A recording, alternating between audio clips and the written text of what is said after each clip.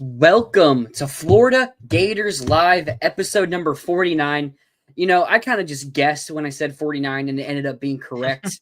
Just occurred to me that I may be wrong there because I don't think I double checked earlier, but nope, I was right. I'm keeping track of these things. And we're getting through there almost a year now. Yeah. And when was the Tennessee game last year? Wouldn't that be this next week? I think it was like first or second week of October. Yeah. So I think that would be this week coming up. So after the Tennessee game was the first show. Obviously, we missed a couple after the season and everything like that. But it's almost been a year of shows now, and we're getting up there. We usually begin these shows talking about the Jags, but the Jags play on Monday Night Football, which is kind of a weird feeling to have. And it's kind of just my Sunday's just been nothing, just kind of waiting for this show to happen so we can talk about some more Gator football, talk about our, depending on who you ask, impressive win over Texas. I think it'll be more clear later on, just in the next week, I guess, even. Yeah. It'll become a more clear event of what happened there and what happens in the future for us. But we got nothing to talk about there. I guess we can just get right into the show, unless you have anything. No, let's get into it. Hey, first top 10 win in a pretty long time. Well, I guess not really. Ole Miss was top 10 win last year. I was thinking Ole Miss was like just actually top 10. A quick stat: since 2012, I think the year is 2011. I think it may have been the first year of my. I know. Yeah, it's 2012. Yep. I know the stat you're talking about. Yeah. Florida is 8-3 versus top 10 opponents at home, with those losses being against who? We lost to FSU in 2023. Yeah. We lost to Alabama in 2021. Who is the other one? It's a good question. Who was the other one? I'm trying to remember. I don't think any of the South Carolina teams. Georgia obviously doesn't come here. Tennessee hasn't beaten us in the swamp since 2003. Was it maybe one of our West opponents? No, because Bama, we played at Bama back in 2014, if I have that remembered correctly. Yeah, we did. It might have been someone in like 2013 or 14. It had to be like LSU, maybe like. Yeah. An LSU team. I don't think they were that good in 2014, but whatever. Well, yeah, 2012, 2013, 2012. Did we play beat them in 20? We beat them in 2012. Oh. Yeah. Wow. Yeah, did any Miami teams because Miami wasn't a top 10 team last year? We got to figure that out. If anyone in the chat knows, this is going to be lingering on my head now for the rest of the show if we can't figure this out, because I've watched basically every game besides the first 2 years of that. And Ole Miss came to town, we won. Oh, FSU in one of those early FSU. Oh, teams. Yeah, it would have been FSU the year they won the Natty. Okay, yeah, so there we go. It's FSU twice and Alabama once. See, Georgia can't win in the swamp. No, but let's see. Rob S. Auburn. Nope, because we beat Auburn in 29, but we got it now. So that's the only time we played him in that range, I think. Or in the swamp. I think that's the only time we played him in the swamp in that range. And next year we go to Auburn, which, hey, maybe the battle of new coaches, potentially. And I don't think they're going to fire Freeze, but we'll see. And that kind of leads us directly into our first topic of this show. Can Billy Napier save his job?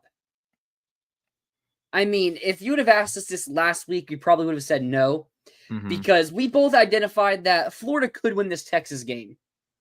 But if they do, it's probably going to be a low-scoring, sloppy game that is a defensive battle that both QBs just suck.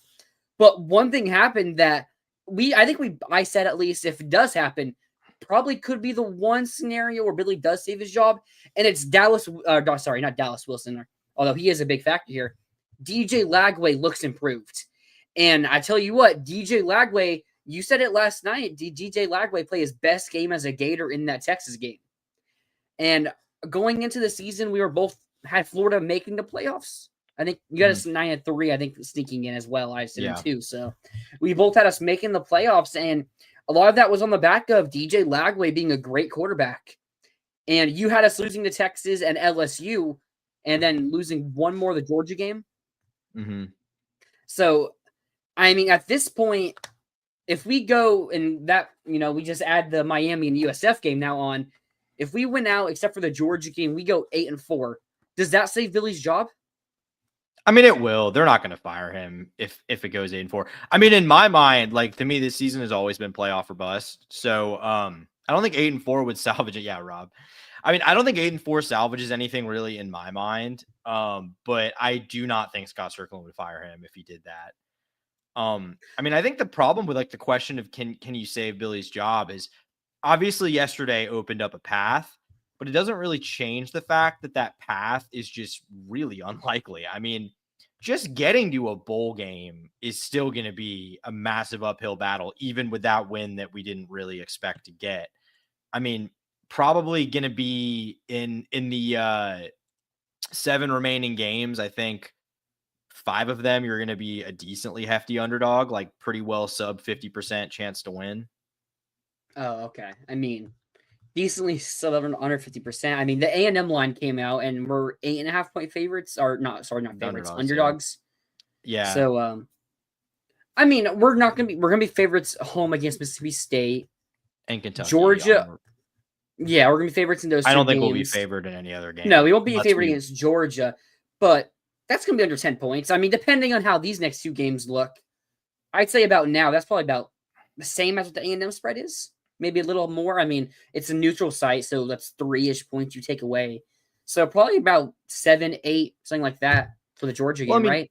Florida hasn't been a massive underdog in any of these games. Like, so no. Vegas likes Florida because of the talent on the roster. So it's never going to be like a 15, 20 point underdog in an SEC game like that. But I mean, I would say if Ole Miss, or if Tennessee comes to the Swamp as a 6.5 point favorite, that's pretty significant. Mm-hmm.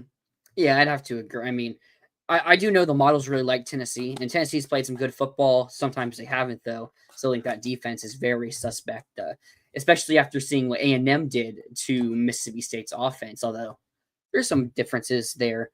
But no, we mentioned, and it's like there's a difference between Billy being able to win these games. Like if Billy won that Texas game 13-10, it's like maybe we're talking about this, but I think it's at a much lower level. Because it's the fact that DJ Lagway went out there, threw for 298 yards, 2 touchdowns, 75% completion or something like that, a really good completion percentage for DJ Lagway. And it's if Lagway goes out there, and if he does this again against Texas A&M, I mean, maybe we have to start questioning Texas defense a bit. But I still think Texas defense is one of the better ones in the country. And I still think it's better than A&M's. So if Lagway can go out, maybe. I mean, we'll discuss it. it. A&M's had some good showings as of late, but there's some asterisks I think you can put on that. But that's the same with Texas defense. They've only played 2 Power 4 opponents, and they gave up 14 to Ohio State, arguably the best team in the country.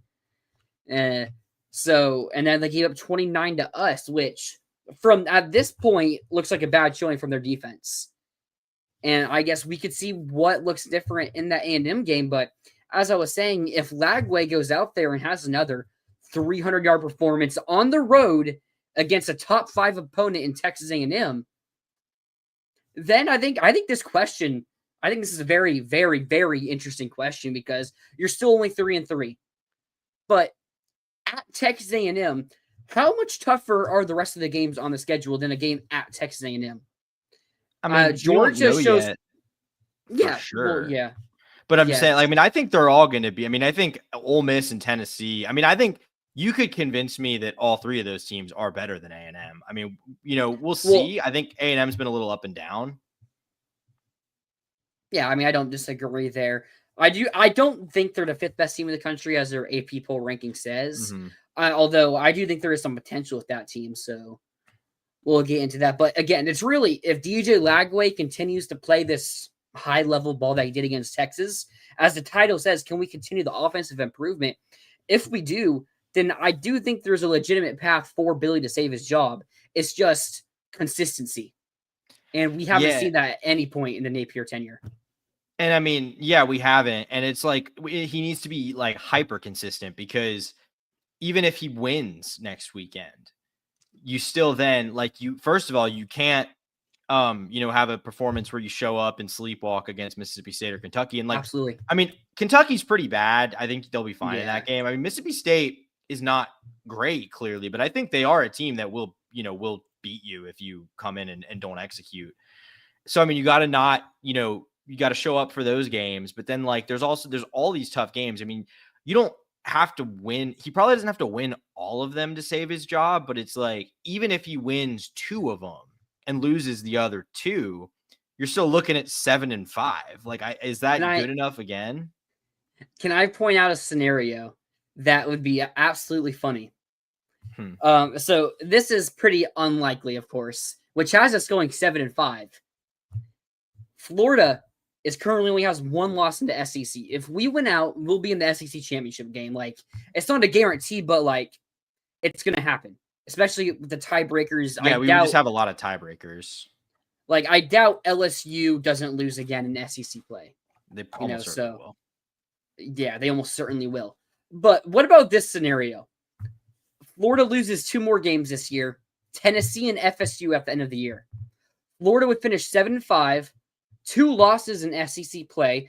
I'm counting LSU and Tennessee to both lose 2 more games out, and they still beat us. LSU already beat us. Tennessee losing 2 more games, which they still play Alabama, and I think they play Oklahoma still. And I mean, tiebreaker and stuff would get figured out, but we would have wins over Georgia, A&M, and Ole Miss, and we would be 6-2 in conference play. There would probably be a lot of tiebreakers, but there's a chance a 7-5 Florida team could make the SEC championship game, and it's unlikely because I think as I said, I think the only way that happens is if the loss is to Tennessee. I mean, maybe Ole Miss is a bit overrated, and the loss could be to Ole Miss, and they lose a couple other, but I don't think Ole Miss is going to lose more games like that. I think compared to what I think Tennessee would. So what if we go 7-5 and make the SEC championship game and win it? Now that scenario is when all hell breaks loose, but I think that's a pretty funny scenario. Probably make the playoff. I mean, it's not a guarantee you make the playoff, but yeah, UNLV or whatever, probably UNLV would have to go undefeated for Florida to not make the playoff because there would need to be a second ranked. Because Florida probably isn't ranked at that point, or I mean, at 8-5, it's borderline. Now, well, if you think about it, it's going to be the playoff rankings before we lose to Tennessee. Tennessee, we played them. What would that be? A 7-3 Florida team with the wins over Georgia, Ole Miss, Texas A&M, Miss State and Kentucky, and the Texas win. We'll see how that ends up aging, but where would we be ranked before the loss to Tennessee? And how much would a loss to Tennessee and FSU hurt us is the question. Where would we be ranked if we were 7-3? Yeah. We'd probably be ranked 20. I don't know. I mean, with all those wins, because we're talking about being ranked in the top 25 going into Georgia. We said it last night. If we were able to beat A&M and Mississippi State, I think we'd be top 15 at least. Maybe. It depends on how. But then it wouldn't matter because you would drop out when you lose those 2 games. So maybe you get back in after winning the SEC. Yeah. I mean, it's just a funny scenario. It's not going to happen. I mean, the 7-5 might happen. I still think that's pretty unlikely, to be honest. So that I guess maybe that kind of answers the can Billy save his job question if 7-5 seems still a little unattainable. Yeah, I don't know if I'd call it unattainable, but it feels unattainable because you can only lose 2 more games, and there's 4 that are going to be very difficult, and 1 that's a challenge, and then 1 that's just a team that has kind of had Billy's number, even though I think they're pretty bad. Yeah, that's a fair point. Can Billy save his job? So for you, and not asking what would happen, what do you think Scott Strickland's going to do? For you, what would Billy need to do to save his job? He'd have to win out and make the playoff it were me making the decision. And honestly, even then, obviously I wouldn't fire if I were in Scott Strickland's position. Obviously, I wouldn't fire him after making the playoff, but I would still honestly be extremely skeptical, even if he did that, because of the fact that obviously you've got the receivers and DJ, but you're losing a ton from this team. Like, I think next year almost certainly would be a step back, at least talent on the roster wise. Because the fact of the matter is the way Billy doesn't really reload through the portal. So I don't really expect he's going to do that. It's going to be playing a lot of young guys. You're losing a lot of people on the offensive line, a lot of people on the defensive line. You know, Devin Moore, obviously maybe your best player on the entire defense right now. So yeah, Devin. I mean, I think Miles Graham. Yeah, I think Devin Moore is clearly the best DB. Yeah, I think Miles Graham and Tyreek Sapp. I mean, we talked about it last night. Both of them and Devin Moore as well. All three of them were phenomenal. So that was really great to see. But yeah, mentioning the talent, although we've seen the schedule, like we don't know the exact how it's going to play out, but we do know the teams we're going to play. It is probably going to be. It is obviously there's a year until we start playing. It's just less than a year until we play those games, so we don't know how good those teams actually are. But you know, at this point on paper, it does seem to be an easier schedule. Yeah, much easier than what they've had. I mean, obviously it might not be as easy as it looks, but I can pretty much definitively say it won't be as hard as this year or 2024 have been. Rob, this was a game we dominated and only won by one score. He is a natural born loser. There are some valid criticisms to like the way he got conservative. I mean, they had a ball, with a chance to take it to overtime. Like that is a little scary. But I do think, I mean, last night we saw it with Miami and FSU. Miami was up 28-3 in the third quarter, and FSU brought it back within one score. Miami dominated that game. Wasn't there another game like that yesterday? That's just I'm forgetting off the top of my head. Maybe not. I don't know. I'm not sure. What I will say though is, I mean, Arch did in the second half, like they were moving the ball more in the second half. Like, it wasn't like it was garbage time. Like they legitimately were moving the ball more on the second half, obviously until that last drive where Arch took. But that also two sacks you just can't take.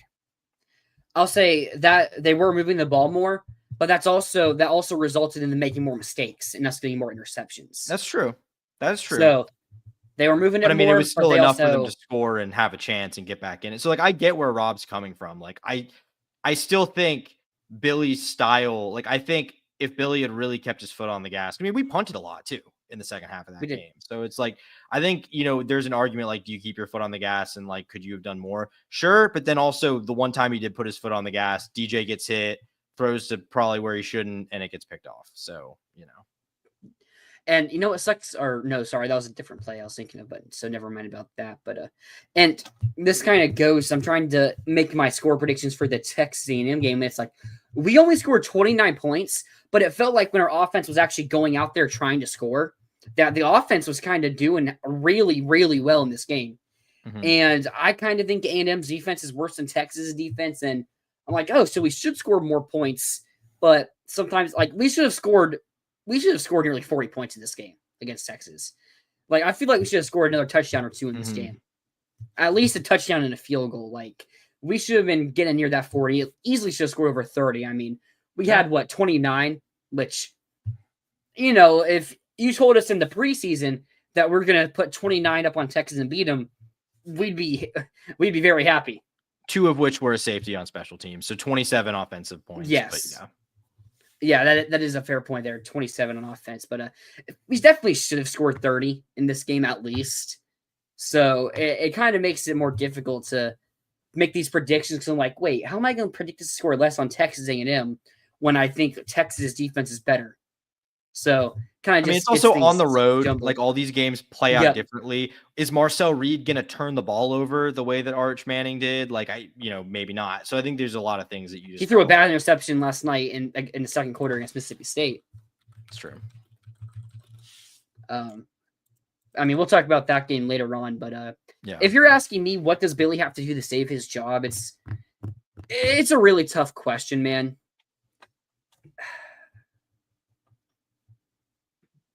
Well, because here's how things would play out. 8-4 minimum, I'll say. And I know how I work. If we go 8-4 and we have 3 top 10 opponents left on our schedule, Texas A&M, Georgia, and Ole Miss, and 2 other top 25 matchups with FSU and Tennessee. That's a lot of rivalry games. I mean, what's the one loss? Like, especially this week, if we go in and we march into if we go and march into College Field or College Station, Kyle Field, College Station, and get a win, I'm gonna be very excited. Then beat Mississippi State, and it's like we're going to Georgia 5-3, maybe inside the top 25. There, it's like maybe we lose that game, and then we win out, and that would entail what?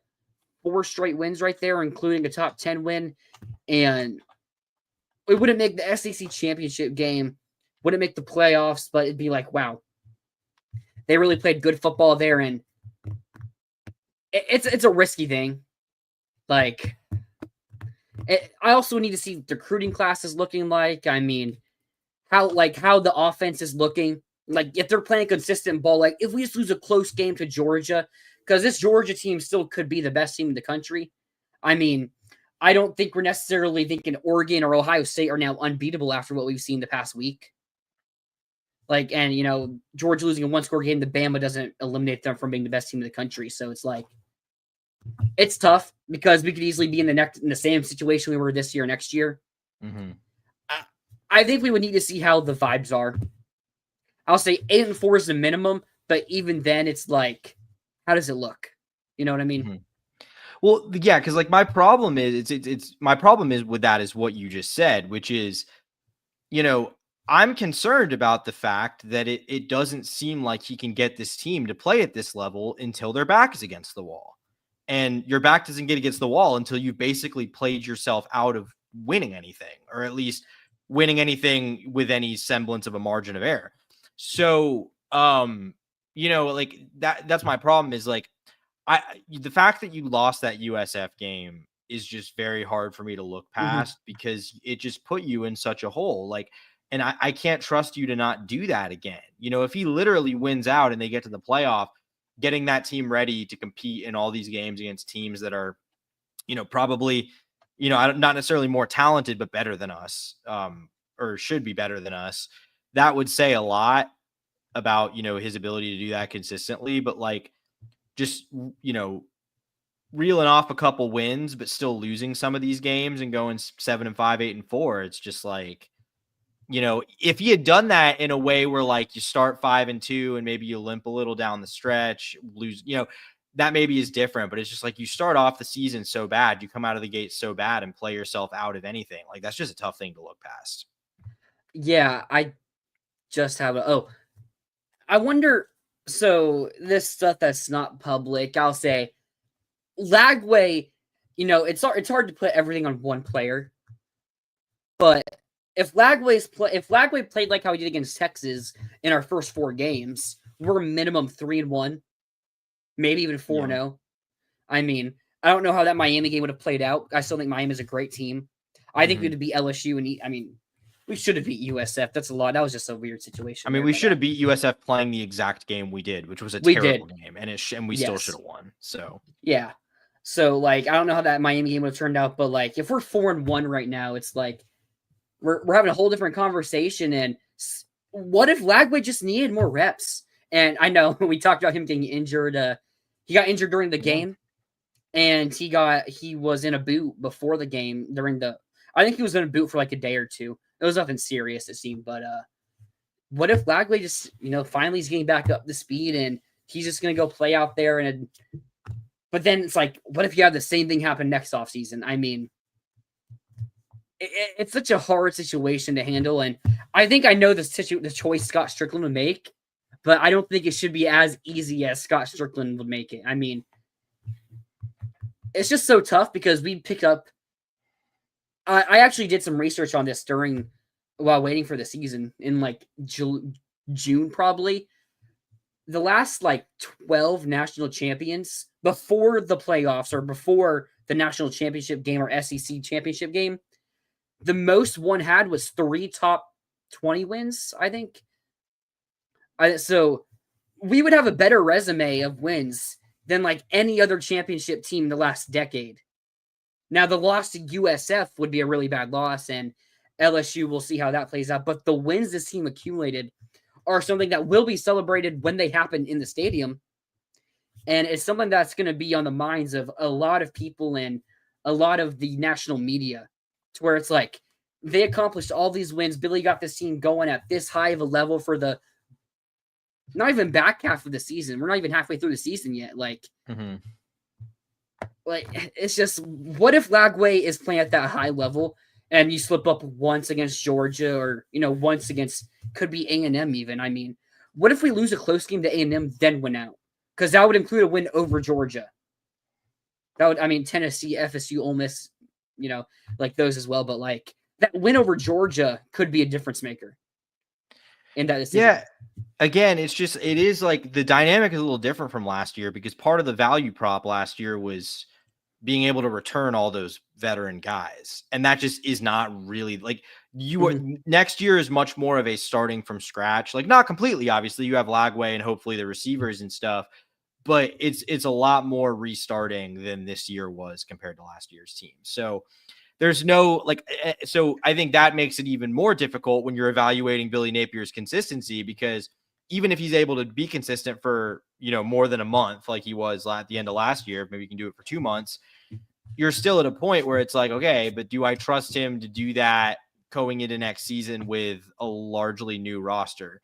Yeah, go for it. What's up? So we look at the defense. So we lose Caleb Banks, but I don't think we're going to have Caleb Banks the rest of the year. I mean, if we are winning a lot of games towards the ends of the year, I mean, Caleb Banks could return. But I wouldn't consider Caleb Banks a loss from this season to next year, of course, because he didn't play. So outside of Tyreek Sapp and Devin Moore, we basically return everybody else. I mean, right? Who am I missing? Is Gums gone? Gums might be gone, but I think Gums is gone. Gums, although Jada Woods looks like he can be a superstar. Sure. And but it's a loss. Part of it is the depth that we have. I mean, because Jaden Woods is now just a guy playing a contributing role versus, just on it. Jaden Woods is out there starting, basically. Jaden Woods started. Yeah, I mean, I guess it's expanded, but my point. Like, my point is like he would be have to be like the face of the pass rush next year versus just like one of several guys who are playing a major role. I think another Brian Taylor having 1.5 sacks against Texas. I wonder if that's something that can continue. Mekhi Barrow looked phenomenal. Like again, I'm saying if we're winning games, I would expect that these guys are still continuing to impress. I mean, can I also just say losing Devin Moore is a pretty big loss when he's really the only guy in the secondary right now that's not a little bit suspect. Yeah, I mean, the safeties have played fine. Well, yeah, I mean, I think they've gotten burned at times. I mean, they played well yesterday, but even then, there were guys getting free deep. So I mean, I'd have to go back. I feel like a lot. Whose Cormani was definitely. I feel like Cormani was easily the biggest weakness on defense, and even then, he still almost made the game ceiling play. Like we end up getting the sack the next play, if I'm not mistaken. And it's very similar to how the Ole Miss game was last year, where we get the drop pick. The next play we get the pick. Well, Cormani gets the drop pick, or not even dropped. It just hits catching it and it hits the ground, kind of like what happened with Dijon last year. But then the next play we get the final play, game sealing play there. So, I think the corner losses, but I think I like Dijon Johnson. Now, how is he going to recover from his injuries? That's a very, very important question. I think if we do play the rest of the season,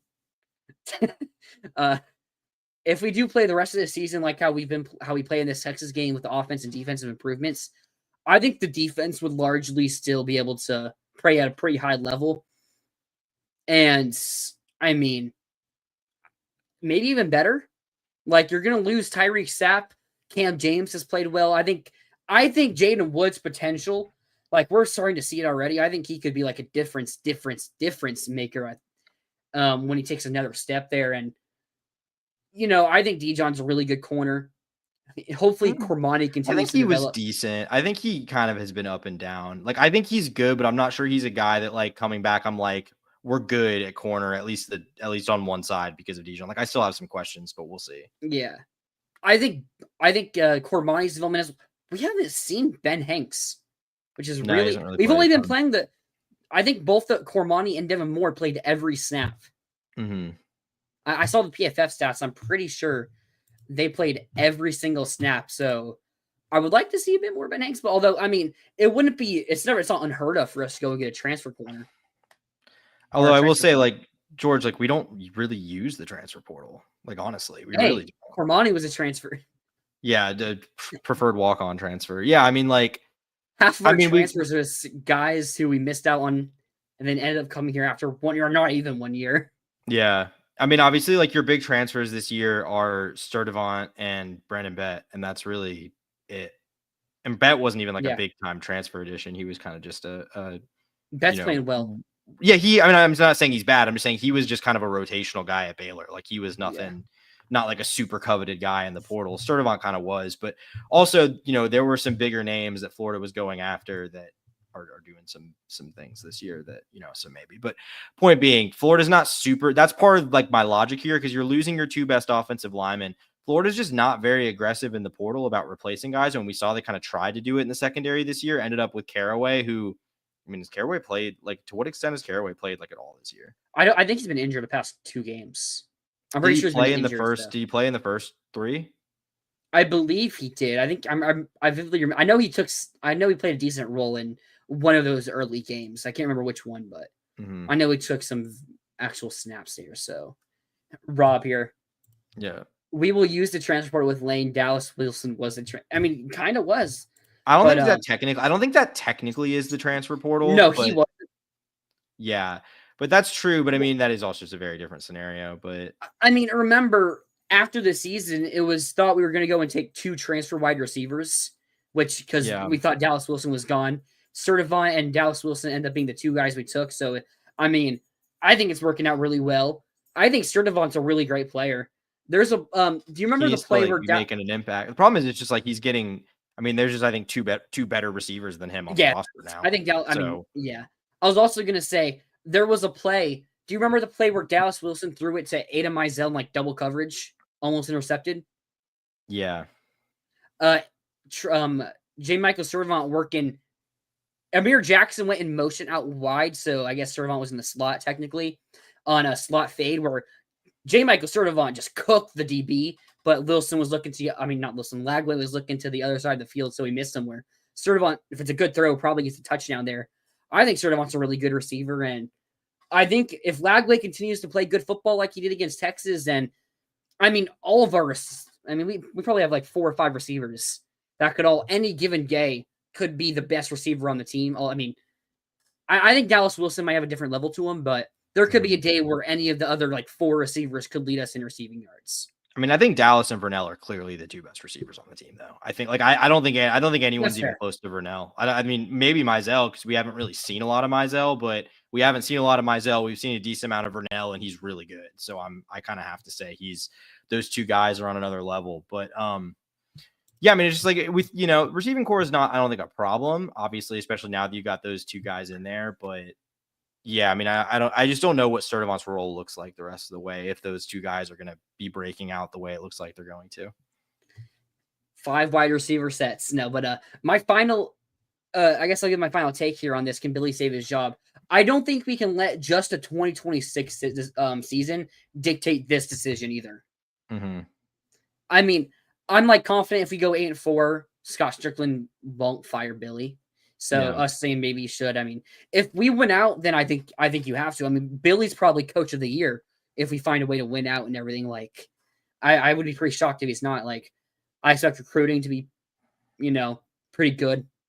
I think there'll be an uptick. I mean, if we found a way to win, what would that be? 8 straight games with 6 top 25 and 4 top 10 matchups. Like, I think recruiting would take an uptick. I think there'd be a bit more buy-in. We'd be in playing the SEC championship game. I think even if we're going 9-4 and losing the SEC title game, we're probably in the playoff. Like, I think you would have to keep Sunbelt Billy, as Jacob LaFront said. Yeah, I mean, obviously, it's just, I think so. It's like, can Billy save his job? Like, yeah, sure. There's a pretty obvious path. It's not going to happen though. I mean, I really don't think it's going to happen. I think, it's just, even if you come out and win tomorrow, on Saturday, it's just like, I think I'm not even saying they're going to be inconsistent and fall apart. It's just, these are all tough games and you can play well and lose games to good teams. So like, the odds that they're going to come out and win all the games they need to win.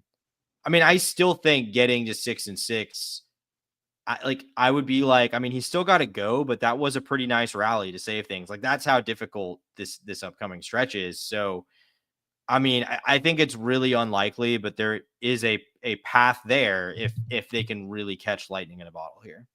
Yeah, I mean, honestly, if we do beat Texas A&M, I mean, can't overlook Mississippi State, but like if you beat A&M, you better beat Miss State. I'll be riding I'll be on it, especially so I can trash talk Georgia fans. Mm-hmm. That's basically I'll be all in so I can trash talk Georgia fans, and especially if we beat Georgia, I think it's going to be hard to not be in at that point. I mean, 6-3 again, the record won't look great, but we'd win those next 3, then lose to Kentucky. Yeah, that's how it'd go. But no, there is a path, and it's a different answer if you're depending on who you're asking. In will they? It depends on what Scott Strickland's mind is about 8-4. But I'm pretty confident that Scott Strickland would not fire Billy at 8-4. No, that's not going to happen. Nope. But it was a pretty exciting week, or it was a kind of interesting week of college football. I mean, it wasn't the greatest slate of games. College game day was at Vanderbilt, Alabama. I mean, I remember we initially thought going into the year, Florida, Texas was probably pretty much a lock to get college game day for this week because there wasn't much else happening. I mean, no one was predicting UCLA Penn State to even be a game that anyone was talking about. And going into the week, it wasn't. Penn State went out there, and UCLA was just offensively so dominant over them. And I mean, I'll just lead that into our week. What was that? Week 6 or weeks? Mm-hmm. Yeah, week 6. I guess that was. Yeah, that was week 6. Yeah, Pick'em weekend. I went 3-5 on the week. You went 5-3, and Matthew Miller also went 5-3. Iowa State versus Cincinnati. We both got that wrong. We both picked Iowa State. Vegas knew something, and should have listened to them maybe. I mean, I didn't think Iowa State was like that much better, but it's also like they win those games. I trust Matt Campbell enough to win that game, but nope. Clemson dominated UNC. It's like that was ugly. It could have been a lot worse than the score actually was. Yeah. How does Belichick what happens? I don't know, man. I don't know if they're running this one back. Honestly, it's just you can't. Like, I mean, part of it is just Belichick, but like, does he care at all? Like, he just looks like he just has he's completely disinterested. I think he assumed this would be a 1-year thing and then he'd be back in the NFL. I don't think any franchise is touching him. No, I don't think that's going to happen. So, I mean, that's the problem is I don't know. Cause like he makes a lot of money. So North Carolina can't really fire him. He'd have to just like leave of his own volition. And I don't know if he has desire to do that, but I mean, this is a disaster. They might be the worst team in the Power 4. Jeez, yeah, they might be. Oh my God. I did not see that coming. I mean, no, I didn't think they'd be good, but I thought they'd be like 6-6. I didn't think they'd be 3-9, which it looks like is probably what they're going to be. Virginia versus Louisville. I got right. Virginia ends up going out there and win. I'll be honest. I didn't watch a second of this game. I feel like I should have. Knowing Virginia won it in overtime. What? Wasn't it during ours? Oh, yeah, I think it was. And yeah, of course, I was at the game, so I couldn't turn it on. Maryland versus Washington. Maryland screwed up, man. They should have won this game up 20-0, maybe 20-3 in the third or fourth quarter. Yeah, I know Washington scored 21 unanswered in the fourth quarter to win this game. So, yeah, that was a tough one. I feel like I should have won that one. Miami dominated FSU for 3 quarters, and then FSU made a stampede comeback to bring in a 1-score game in the fourth, but it wasn't enough. Vanderbilt, Alabama, probably closer than the final score indicated. Vanderbilt had 2 red zone turnovers, which is really what changed the tide of this game. Both from Pavia. Yeah, both from Pavia. Before the season, I mentioned I don't know if Pavia is as good as people thought he was because he had some turnovers and didn't do crazy stuff, but he's starting to win me over this season. But maybe that's practice the kneel down. I did. That's kind of corny. I'm sorry. Like, I'm not anti-Pavia. I like Pavia, but that was kind of corny. So I think it's kind of cool if you win, but like you're just going to be very made fun of for it if you don't. Yeah. And all three of us picked Texas to beat Florida. Boy, were we wrong. Florida went out there and dominated from start to finish, basically. Or for the first 3 quarters, and then Billy Napier sat on the lead. Yeah. That's how that game really went. Ended up letting them get to like midfield because of a personal foul on a drive to potentially send it to overtime. And then Cameron Caldwell threw a better pass than Arch Manning did for most of the game. Yeah, for real. No, that was a dime. That was a great play. I mean, it wasn't like a super difficult throw, but still to step up in that situation, that was a great play. But we're heading on to week 7 now, and we got some interesting games to pick here. There's not really any superstar games. There's one top 10 matchup, but clear talent disadvantage on one team in that. But we got some interesting games here to pick. And the first one we'll do Friday night in Denton, Texas, North Texas, 1.5 point favorite, an over-under of 67.5 points. Predicting a shootout here. 24 USF travels to North Texas. Winner of this game is going to be right there with Memphis and maybe UNLV. We'll see when they play, how the Mountain West schedule goes for them, to being the favorite of the G5 teams to make the college football playoff here. And if USF wins this game, they still have to play Memphis in the regular season. But outside of that, they got UTSA, who's a good school. They have Frank Harris, they just running back. Lost a bad game though. They lost someone that they shouldn't have. I'm almost positive.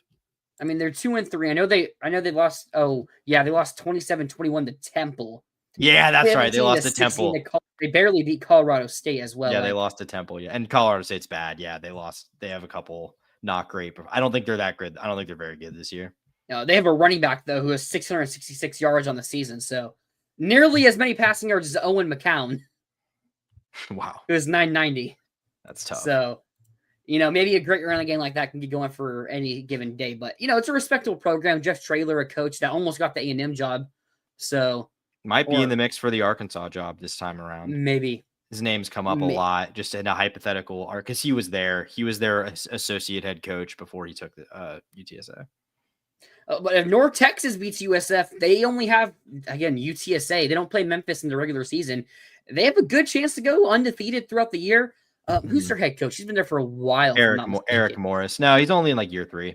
Year 3. Only in year 3? Okay. I feel like I've talked about him before or something like that. But this offense, high-flying offense, put up 33 is the least amount of points they put up this season. Put up over 50 twice, put up 45 against Army once. It's a high-flying offense that lead them to a college football playoff berth this year. Okay, no, speaking of Western Michigan. But USF, North Texas, who do you got? Yeah, so I'm not going to pretend I've watched a ton of North Texas this year, but I mean, I know that their offenses have been really good the whole time under Eric Morris. The defenses have been abysmal. It seems like they actually have a pretty good defense this year, so that makes them an interesting team. I just think USF way more talented. I mean, just far and away way more talented. What Byron Brown allows you to do. I mean, in the ground game, you see they had like 400 yards rushing as a team against Charlotte on Friday night. I did not. Yeah, I mean, I think most of that was Byron Brown. And obviously Charlotte's a much worse American team than North Texas. Some are saying they might be the worst team in the FBS. They might be. So like, I'm not saying that means they're going to do that to North Texas, but like, I just think South Florida can I think South Florida is going to be capable of bullying physically pretty much every team on their schedule. We'll see about Memphis, but potentially even Memphis. Potentially Memphis. So I'm say that again. South Florida. I'm saying I think South Florida has the ability to pretty much physically bully practically at pretty much everyone on their schedule except Memphis, but maybe even including Memphis. I think that's a very fair take, but I like the North Texas mean green. I like that. I mean, they're a 1.5 point favorite, but it wouldn't be an upset, but an upset in the AP poll. I think the offense come up there high flying. You don't walk into Denton, Texas and beat North Texas, unless you're maybe one of the other teams from the previous years. They've lost 7 games the past 2 seasons. But yeah, I think North Texas is going to get the win here and put themselves on the radar a bit here and get our weekend of college football really kicked off there with a great game. Moving on to Saturday, though, noon slate, pretty good slate. Start off here, number 1 Ohio State at 17 Illinois. Illinois struggled against a pretty bad team, didn't they? Purdue. 43-27 against Purdue. I think Purdue maybe isn't quite as bad as we thought, though. Maybe. Like, they've given USC and Notre Dame, like, fights. They weren't really super competitive, but they didn't get, like, embarrassed, nor did they get embarrassed on Saturday. Yeah, I think they're bad, but I don't think they're, like, I think they're significantly better than, like, Northwestern and, like, what we assumed UCLA was until Saturday. Now I don't know. But I think probably better than Wisconsin too. Oh, Wisconsin's just. I mean, they honestly didn't. It wasn't as bad yesterday as I thought it might have been against Michigan. They were not competitive in that game. They lost 24-10. They were not very competitive in that game, but I thought it could have been uglier than that. Well, I mean, that maybe changes things a little bit, but I'm still going Ohio State. Yeah. I mean, we've talked about it. I'm lower on Illinois than you were, and I mean, I'm not high on Illinois at all anymore. I'm all the way. Yeah. I sold my Illinois stock. I'm out. Yeah, this is pretty much the death of their college football playoff hopes. It's not the death, but it's in Champaign. So it is in Champaign. Maybe, but I doubt it. I highly doubt it. Yeah. And now maybe the game that's kind of flying under the radar the most, because I honestly didn't know this game was being played. It's a top 15 matchup. Alabama at Missouri. Yeah, good game. Now, Alabama's gotten back-to-back really good wins. They got the big win at Georgia. Yeah, at Georgia. Then they come back home and beat Vanderbilt. Are they in for a sleeper game? I mean, I don't know how things are being said in their locker room, but I feel like no one's talked about Missouri versus Alabama, and Missouri's undefeated. Bro Prabula and Ahmad Hardy have been one of the better 1-2 punches in the run game. Alabama, outside of that Georgia game, has really struggled on the road. I mean, we saw them lose to FSU this year and Oklahoma, Tennessee, and Vanderbilt last year. Is this kind of a sneaky upset that not many people are even thinking about right now?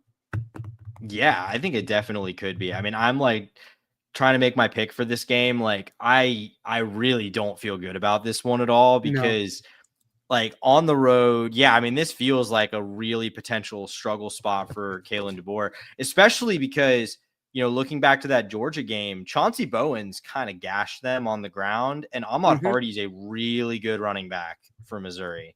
He is. And Bo Prabula is a good running quarterback as well. So I think Bama's vulnerable. I mean, I do think Bama's pretty good. I think Ty Simpson is real. I think Ty Simpson is really good.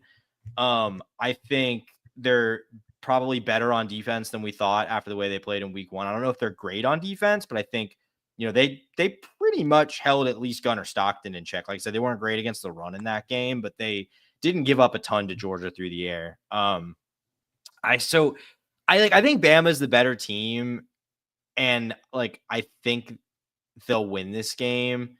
But man, I hate picking it because I don't feel good about this spot for DeBoer in Alabama at all.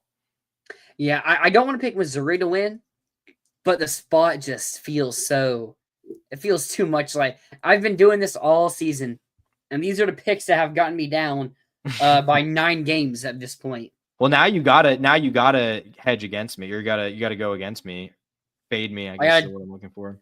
I gotta double down, huh? Yeah. You know what? I'm not doing it. Give me Alabama. Yeah, I was gonna say, like, I can totally see it happening. I just can't bring myself to pick it. No, because I didn't pick it, it's gonna happen. Yeah. So you're welcome to you Missouri fans out there. The fact that Bama won this game on Saturday, and like, I mean, yeah, it was like close-ish, but they mostly took care of business. That gave me a lot more confidence in them because I mean, that was just like such an obvious lay an egg spot. I mean, not like really a letdown spot because they weren't looking past it, but just like Vandy's going to be extremely fired up going into that game. Yeah, but hey, maybe they're looking too much into that Vandy game. So now they got the Vandy monkey off their back, and now they're coasting. They're going to take it easy. Yeah. All right, next game, another interesting game here. Pitt just came off a blowout win over Boston College, 48-7. They started a new QB. They benched Eli Holstein for, what is this, Mason Heinzel? Something like, I honestly couldn't tell you his name off the top of my head. I didn't watch this game. True freshman. Boston College sucks. I mean, Boston College is awful. Boston College has a 1 win. Who was it over? Fordham. Okay. Oh yeah, they lost. They lost to 2 Cal points at to home, Michigan I State. believe, last week. Yep. Yeah, they blew that game to Cal. They lost at Stanford. Yeah, maybe Boston College. Man, I just forgot that they bad. lost to Stanford too. Gross. So maybe we're reading a bit too much into this, but this FSU defense has not looked good the past 2 weeks of football. Maybe that Bama game was just a one-time thing, especially if Ty Simpson really starting to get into the action there. But this is an interesting game because if FSU loses here, this could be them imploding, like they did last year after losing to Georgia Tech. Now I think they're better. I think Thomas Castellanos gonna have better leadership, and they probably have a higher floor. But do they have a high enough floor to where they're not going to lose to Pitt? I don't think so. I think it's possible they lose this game, but it is at FSU. FSU needs the win. They're 9.5-point favorites. I'm going to take FSU, but kind of like the last game, I could see Pitt kind of sneaking up on FSU, and this could be the start of a major downfall for FSU as they're 3-2. Oh, I mean, okay, they got Pitt, but then they go Stanford, so that should be a free win for them. But I mean, they have like a FSU schedule does ease up a bit here because after this Pitt game at Stanford, win. Wake Forest maybe isn't that bad as we thought going into the year. They played some better football than I expected. Depends on the week for them. They've had some bad results, but they've also looked good at times. So who knows? Yeah, I mean they beat VT after BT beat NC State. Should have beaten Georgia Tech. They choked. They choked hard against. Yeah, 1 point loss in OT. Lost a close game to NC State. Honestly, the results 10-9 to Kennesaw. Yeah. Also, NC State's pretty bad. 1 point game to Kennesaw State. I mean, it's tough, but like, I mean, and then for FSU, sorry, we're kind of getting tracked here, but they play at Clemson, which again, Clemson's talent is something you can never overlook. But I mean, maybe this is a game Clemson just wakes up for because, you know, you kind of want to own FSU if you're Clemson there. But then VT at NC State. And then, I mean, we'll see. I don't see this FSU team really falling apart like I may have just inferred to. But if they lose to Pitt, then maybe anything's possible. So I'm picking FSU to win.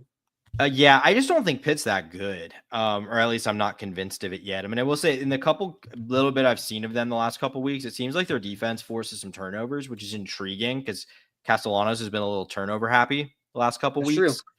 I don't think FSU is great by any means. I think they're probably, an 8-ish win team, maybe 9-win team just because of the schedule. But I think they're still decent. Like, I think if you can take away Castellanos beating you the way he wants to, I think you can put them in pretty tough situations because I'm not sure they can run the ball super well outside of him. I don't think their passing game is anything too spectacular. So I think you can get them in tough spots. I just think he's going to be able to do that, like do what he wants to do against Pitt. I don't think they're really going to be able to stop that. I think they probably win this game like fairly easily, if I'm being honest. Interesting. Fairly easy. I don't know. I'm going to say FSU kind of wins a closer game, but that's fair. But we both got FSU here. It would be so funny to see FSU lose, though. Yeah, would be great. Especially because that's a 4-hour game, so that's always nice. There we go. Next game we're going to predict here. We'll save that game. 6 Oklahoma now. Wow, feels weird seeing Oklahoma at 6 now. At unranked Texas. I mean, who would have thought Texas would be unranked? I'm pretty sure I saw during the offseason, Josh Pate, he was doing like one of his mail-in ballot question shows, and one of the hot take show, and Oklahoma, or someone said Texas is 3-2 heading into the Oklahoma game. And I was like, that's just not going to happen. I mean, I thought they were going to be Ohio State pretty, like, not easily, but I thought they would be able to control that game. And then I had them beating us as well. I mean, I had Texas winning my natty, but it happened here. And if John Mateer was playing, I think I'm picking Oklahoma, no questions asked. Mm-hmm. But Michael Hawkins is playing, and I still don't think Michael Hawkins is that good of a quarterback. I think this is going to be a defensive battle. I still really like Texas defense. I'm going to take Texas here to... Okay, Vegas. Texas is a 2.5-point favorite still. I don't like that. I mean, I guess Michael Hawkins playing. So I'm going to pick Texas, but this is a really interesting game compared to what we probably viewed it as during the offseason.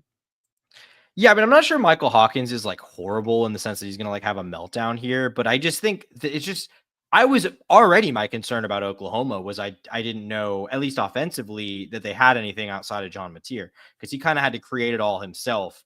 Even their run game outside of Mateer has not been great. No. So like I think Texas still has a lot of problems. I think they have more problems after yesterday than I even thought they did. Obviously, the offense has problems, and I think the defense has way more problems than I expected. I know you're still pretty high on them. I'm not saying they're bad, but I'm suspect because their defensive line got just beat. I mean, just straight up beat by an offensive line that frankly hasn't been doing that to teams to this point in the year. Hasn't been awful, but it hasn't been like OU's O-line is considerably pretty bad. I mean, I get, yeah. I mean, I'm not saying, yeah, but I'm just saying, like, I still think if Texas was up front what I thought they were, that wouldn't have happened yesterday, even if Florida's offensive line played the game of its life. So I'm just saying, I don't think they're as good up front as I thought they were. I mean, but I just can't see Oklahoma being able to score much in this game. And I think Texas, at least, because there were big plays there. I think there will probably be big plays there, even though I think Oklahoma's defense is good. I think they can probably. I still think Sark is a really good offensive mind. I don't really think yesterday reflects a ton on him as a play caller. Hey, 3rd and 10 QB scramble call. Yeah. QB draw. Yeah. Hey, I mean, Arch running was like the best thing they did on offense for that was like the one thing that was kind of working. The design runs, not like him trying to scramble in the pocket because he didn't really have any pocket presence at all yesterday. Yeah, I lean toward Texas, even though I think both teams are going to struggle to score here. I know you want to gain an edge somewhere, but I can't bring myself to pick Oklahoma without John Mateer. I might have still picked Texas even with John Mateer. I mean, I probably wouldn't have, but I would have given it more thought than maybe like you would think, like just cursory glance. All right, that's pretty interesting there. Next game we're gonna pick South Carolina at 11. LSU night game in Death Valley. South Carolina revenge spot. Again, they should have won last year. I mean, they got stolen from them. Like it got stolen from them. Yeah, like it's straight up. Teams blame the refs. I mean, we've mentioned the refs in games, but like South Carolina straight up got rocked by the refs in that game. But South Carolina hasn't been as good as people expected them to be. They still were able to control a pretty bad Kentucky team and 9-point loss to Missouri. Hey, maybe Missouri beats Alabama and that doesn't look as bad.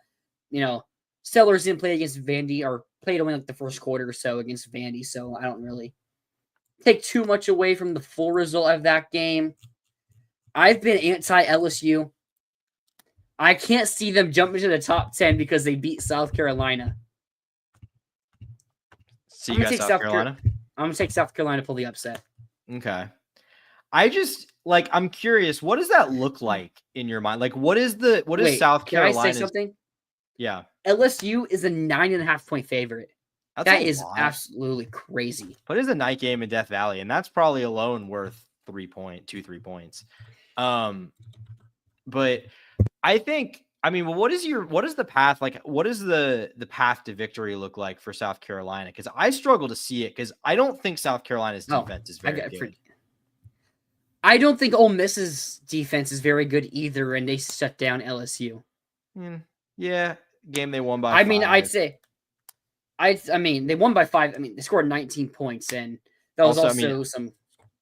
I think LSU handled Ole Miss's defense. Like I think Ole Miss's LSU's defense, I think played well enough to win that game against Ole Miss. Yeah, the defense. Like ours has played against Miami and LSU. Yeah. Ours has played, but I don't think LSU's offense has any upside to it. I don't see the run game. It's not like with Florida where we saw these like same players basically play good football on offense. It's not like that with LSU. The run game was non-existent last year as well. I thought Nuss was pretty overhyped for like a pretty good big stat merchant, and I don't see the offensive upside there. I still like Dylan Stewart. I still like South Carolina's D-line. I still think it's a pretty talented group there, and they have some individual players in the linebacker and DB unit there that I think are going to be good enough to not let LSU's offense do anything. It's not like LSU's offense did anything well against non-FCS competition. I mean, the FIU game, they scored 23. The way I see this game going, I don't see it being a high-scoring game. I just think Lenora Sellers is going to do enough. They had a bye week, if I'm not mistaken. Yeah, they did. So, yeah, LSU did as well, but I think Lenora Sellers being healthy is more important. I think the LSU Nussmeier being injured, I don't think that's really what's happening here.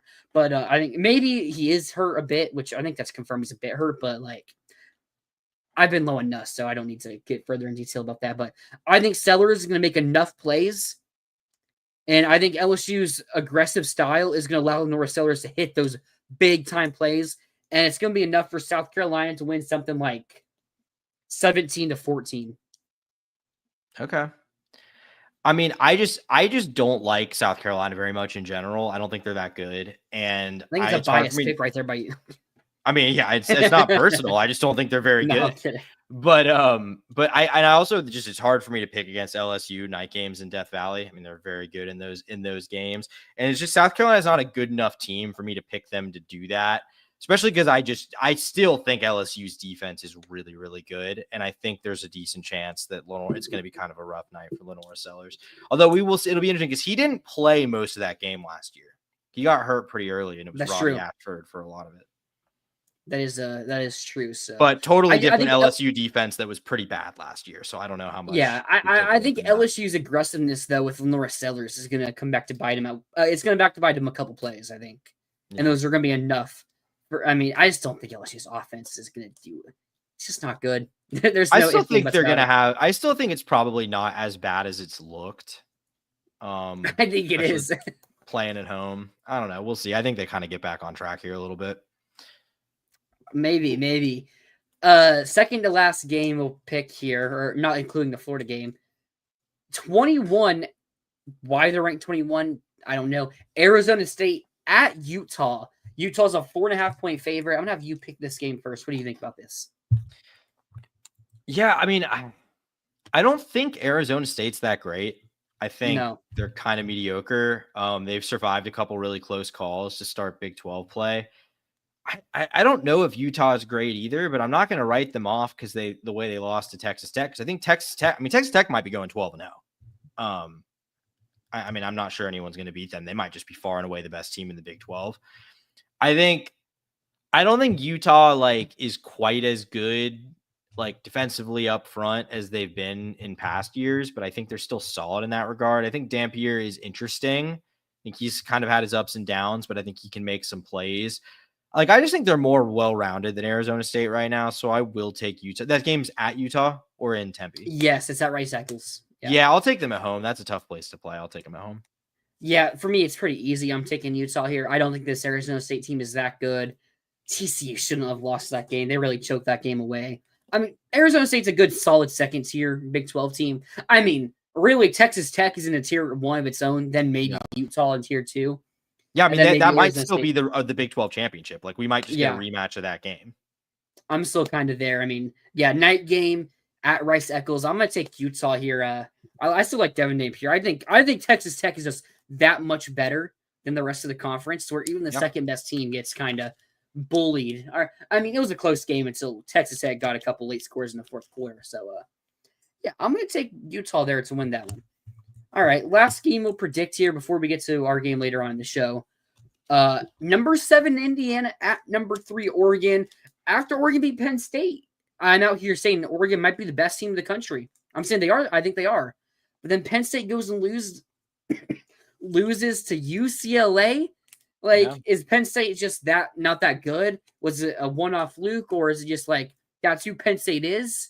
And maybe Oregon should have won that game by more. 7.5-point favorite. Honestly, thought that might be a little bit larger of a spread, considering the talent level for Indiana compared to Oregon. But I think we're both going to still end up taking Oregon here. But it could be interesting to watch here, and maybe Oregon just isn't as good as I think. Although it's weird because I kind of bought in after I was kind of sold out on Oregon before the season. So yeah, me too. I was not really super high on them either. No. Especially when Evan Stewart got hurt. I don't like this at all. I have my Oregon friend, and he's just man, I really wish Dallas Wilson was playing for Oregon. I mean, Decorin Moore has been pretty good, but yeah, he's really good. Malik Benson's been surprisingly good for Oregon as well. Like, and the tight end, what's his name? Kenyon Sadiq. That sounds right. That sounds right. Kenyon Sadiq. Yeah, so Oregon's not really missing too much from the talent, although a receiver like Dallas Wilson never hurts, and it probably would elevate the receiver core another level. But it's like, is Penn State just not that good? I don't know.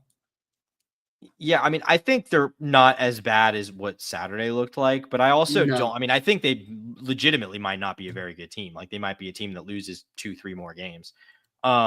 Maybe not 3, but like maybe 2 more games. So, I mean, it does make me question, because I mean, I think you and I are on the same page that Oregon's probably, as things currently stand, national title favorite. I mean, I think just from what we've seen, kind of have to say that.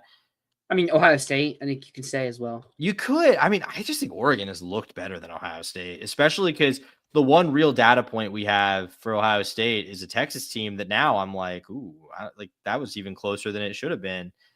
I mean, it was week 1. I mean, I don't think Washington's particularly good. I mean, they should have lost to Maryland yesterday. Yeah.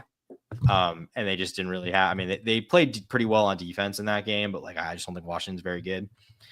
So, I mean, we'll see. I think Oregon's been more impressive. Fair. But I mean, but maybe they're not. I mean, maybe Penn State just isn't that impressive of a win, but it was on the road. I think you mentioned it. The talent is just, the gap here is so big. Indiana has not really fared well in the 2 instances we've seen them play in these kind of games. And even an Iowa level defense was able to give Fernando Mendoza like at least some problems. He was still pretty good in that game, but like, it wasn't the just, prolific performance we had seen in pretty much every game to that point. So I think Oregon will be fine here. This is in Eugene, right? Correct? Yes, it is in Eugene. Yeah, I think that would be that is like you have to put Sig pretty high up there on the list if he pulls that one off. The list which we may or may not still need. Yeah, maybe. As we mentioned earlier this show, our can Billy save his job? No, yeah, we're both going to Oregon here. And I think it's going to be a fun week of football to watch. Like, not really any elite level games. No Alabama, Georgia, Ohio State, or Penn State, Oregon's, or anything like that. But we're going to learn a lot. A lot of games that will tell us a lot about a lot of these teams. And obviously, we'll get our Florida, Texas A&M predictions down later in the show. But for that, we're going to take a quick break here. We'll be right back after this message. College football is even more exciting when you've got some action on the line, and the games are even better when you're cashing in. And the Voice of College Football is the place to be to get the greatest value. Start with my picks. 75% against the money line, 58% against the spread, and I've got a 40-plus year track record. 11-0 in the college football playoff for me last year against the money line, 8-3 against the spread. And I'm just the warm-up act. Steve Merrill of Wager Talk is our ace in the hole, show stopper. 7 years with the Voice of College Football, over 30 years in the industry. Steve gives us analysis on all the big games, but you can't miss Steve's weekly under-the-radar pick. 28-12 against the spread the last 3 years. You also get picks from some of our top analysts here at the Voice of College Football, including Corey Bratta, Matt Zemek, and Steve Dace. Check out those numbers. Become a YouTube or Patreon member for just $99 per month. Go to the main channel on YouTube, click join, and then select the betting tier. Do the same thing on Patreon. Make 2025 a winner now. Welcome back to Florida Gators Live. And now, earlier in the show, we talked about can Billy save his job? And that's talking about maybe some more, I wouldn't say not possible, but more unrealistic options to what can happen. But what do we think the rest of the season is going to look like? What's the outlook for this Florida team for the rest of the year? I mean, there are people talking about 1-11 for Florida after that after the USF and LSU and Miami game, but obviously we're now 2-10. But what is the record now going to be? Is it 2-10? Is it, or not 2-10 or 9-3? maybe somewhere in the middle at 6-6. I'm probably willing to bet somewhere in the middle between 2-10 and 9-3. I feel like that's safe money. Safe money. Oh yeah, maybe. Hey, maybe your result gets flipped and we go 10-2. Yeah, there you go. LSU was cheating on defense somehow. The SEC goes back and retroactively gives us a win. Hey, that's gonna save Billy Napier's job, buddy. That would be the perfect Billy. Like having LSU have to like vacate that win would be the most hilarious way for Billy's job to get saved. Hey, if it makes the playoffs, it makes the playoffs. I'm down to do whatever it takes. No, but we still have a pretty daunting schedule ahead of us. I mean, we've played 3. I mean, Texas isn't even the top and ranked anymore, but they were in the top 10 when we played them. And Miami's in the top 5, top 3. LSU is ranked 11 currently. We've played a daunting schedule to this point, but it gets even tougher. We go on the road to Texas A&M now, debatably the toughest game of the season to this point. Maybe the toughest game. It might prove to be the toughest game, all things considered, of the entire year. It might be. And then Mississippi State, which before the season was kind of just that's a win. Like, especially the fact that's homecoming. Plus, we're going to be wearing our retro uniforms for that game. Like, it's a game that in between a tough schedule should be a rest. But now, I mean, they got blown out by A&M. And I'll talk a bit more about that game later on in the show. So maybe not that good, but they still play Texas A&M close. They have the win over a ranked Arizona State team. So it's not a give me anymore. And then you go play Georgia. We haven't won that game since 2020. So that's every year. That's the game on the schedule. If you can win that game, that you're probably going to be a good team, but it's a game that's really going to get the fan base behind you because Georgia's just been the Bama now. I mean, they're not Bama, but like they won back-to-back natties. They've been in the top 10 of every single top 10 team every single year now since 2017. Since Kirby's first year, I think. No, they went 6-6 in Kirby's first year. Yeah, I'm saying since okay. Oh, sorry. I thought you were saying not including 2017. Yeah, because they went to the championship game in 2017.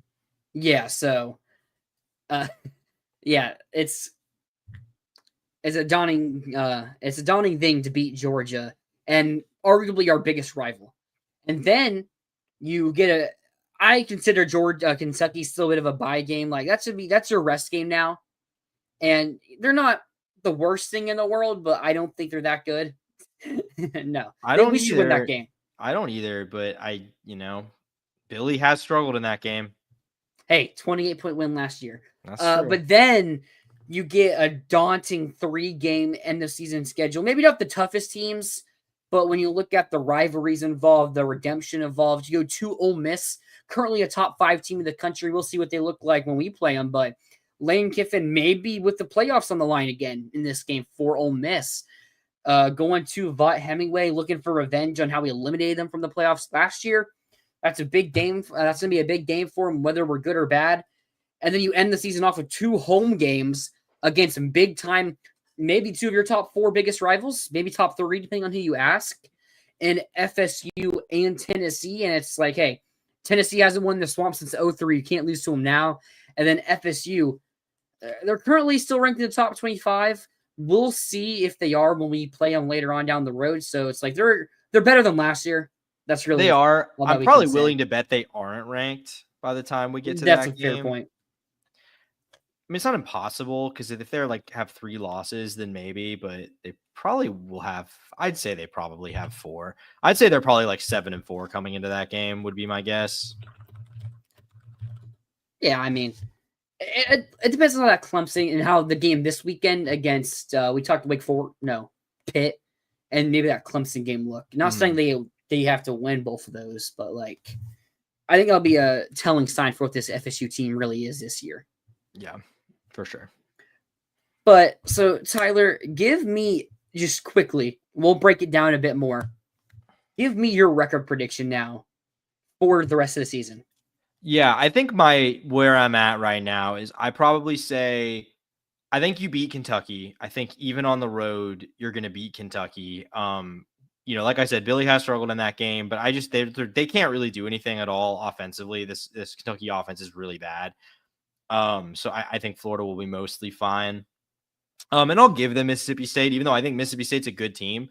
that could present some challenges. I think offensively they can do some good things.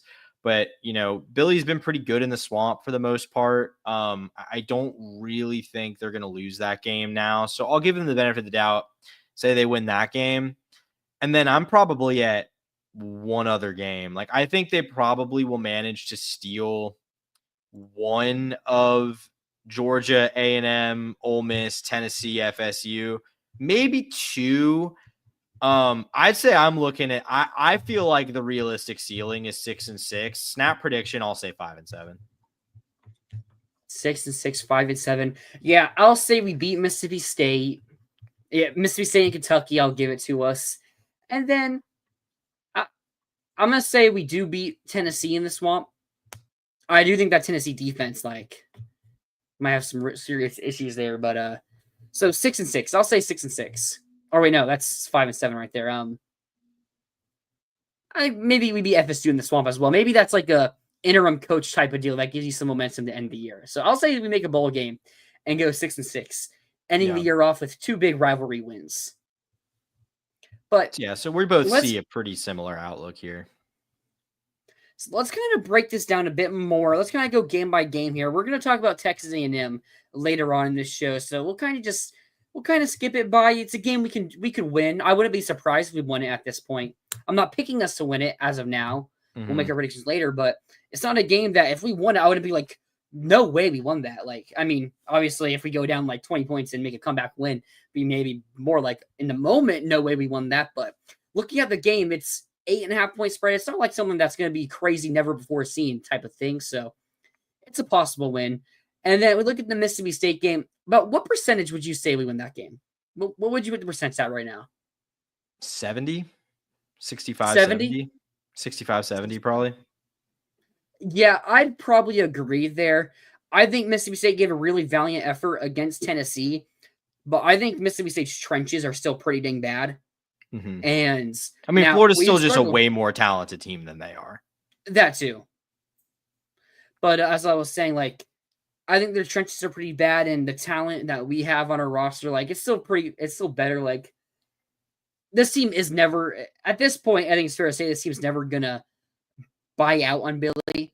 Like, they're still gonna be playing for Billy, and with the talent we have, I don't see them just giving up in this game. And we could still lose this game if they don't buy out, but I would say that this is a pretty likely win. Like you said, 65, 70%. Like, I'd probably agree with you on that. And then the Georgia game. This is an interesting one. Am I crazy for kind of thinking the A&M game's tougher than Georgia as of now? I think matchup-wise it might be. But I do think Kirby just in general has been really good against the Gators. Like, I think Georgia, I think winning Georgia would surprise me more, even though I think A&M is the tougher game, or is potentially the tougher game, if that makes sense.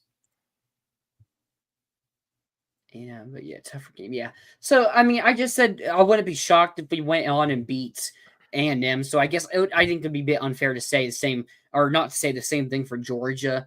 But Kirby is going to come out here, and last year Florida had some fire, and we caught him. I mean, maybe we caught Kirby off guard. Maybe he was prepared, but Florida was just playing at a high level right then. But I doubt Kirby doesn't come into this game with a fire under him trying to win it. So it's like, I'm not going to be shocked if we win it.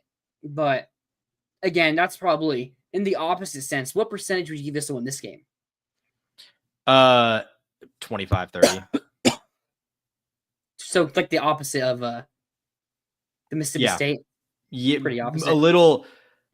I like Mississippi State's odds against us better than I like our odds against Georgia by like a slight margin.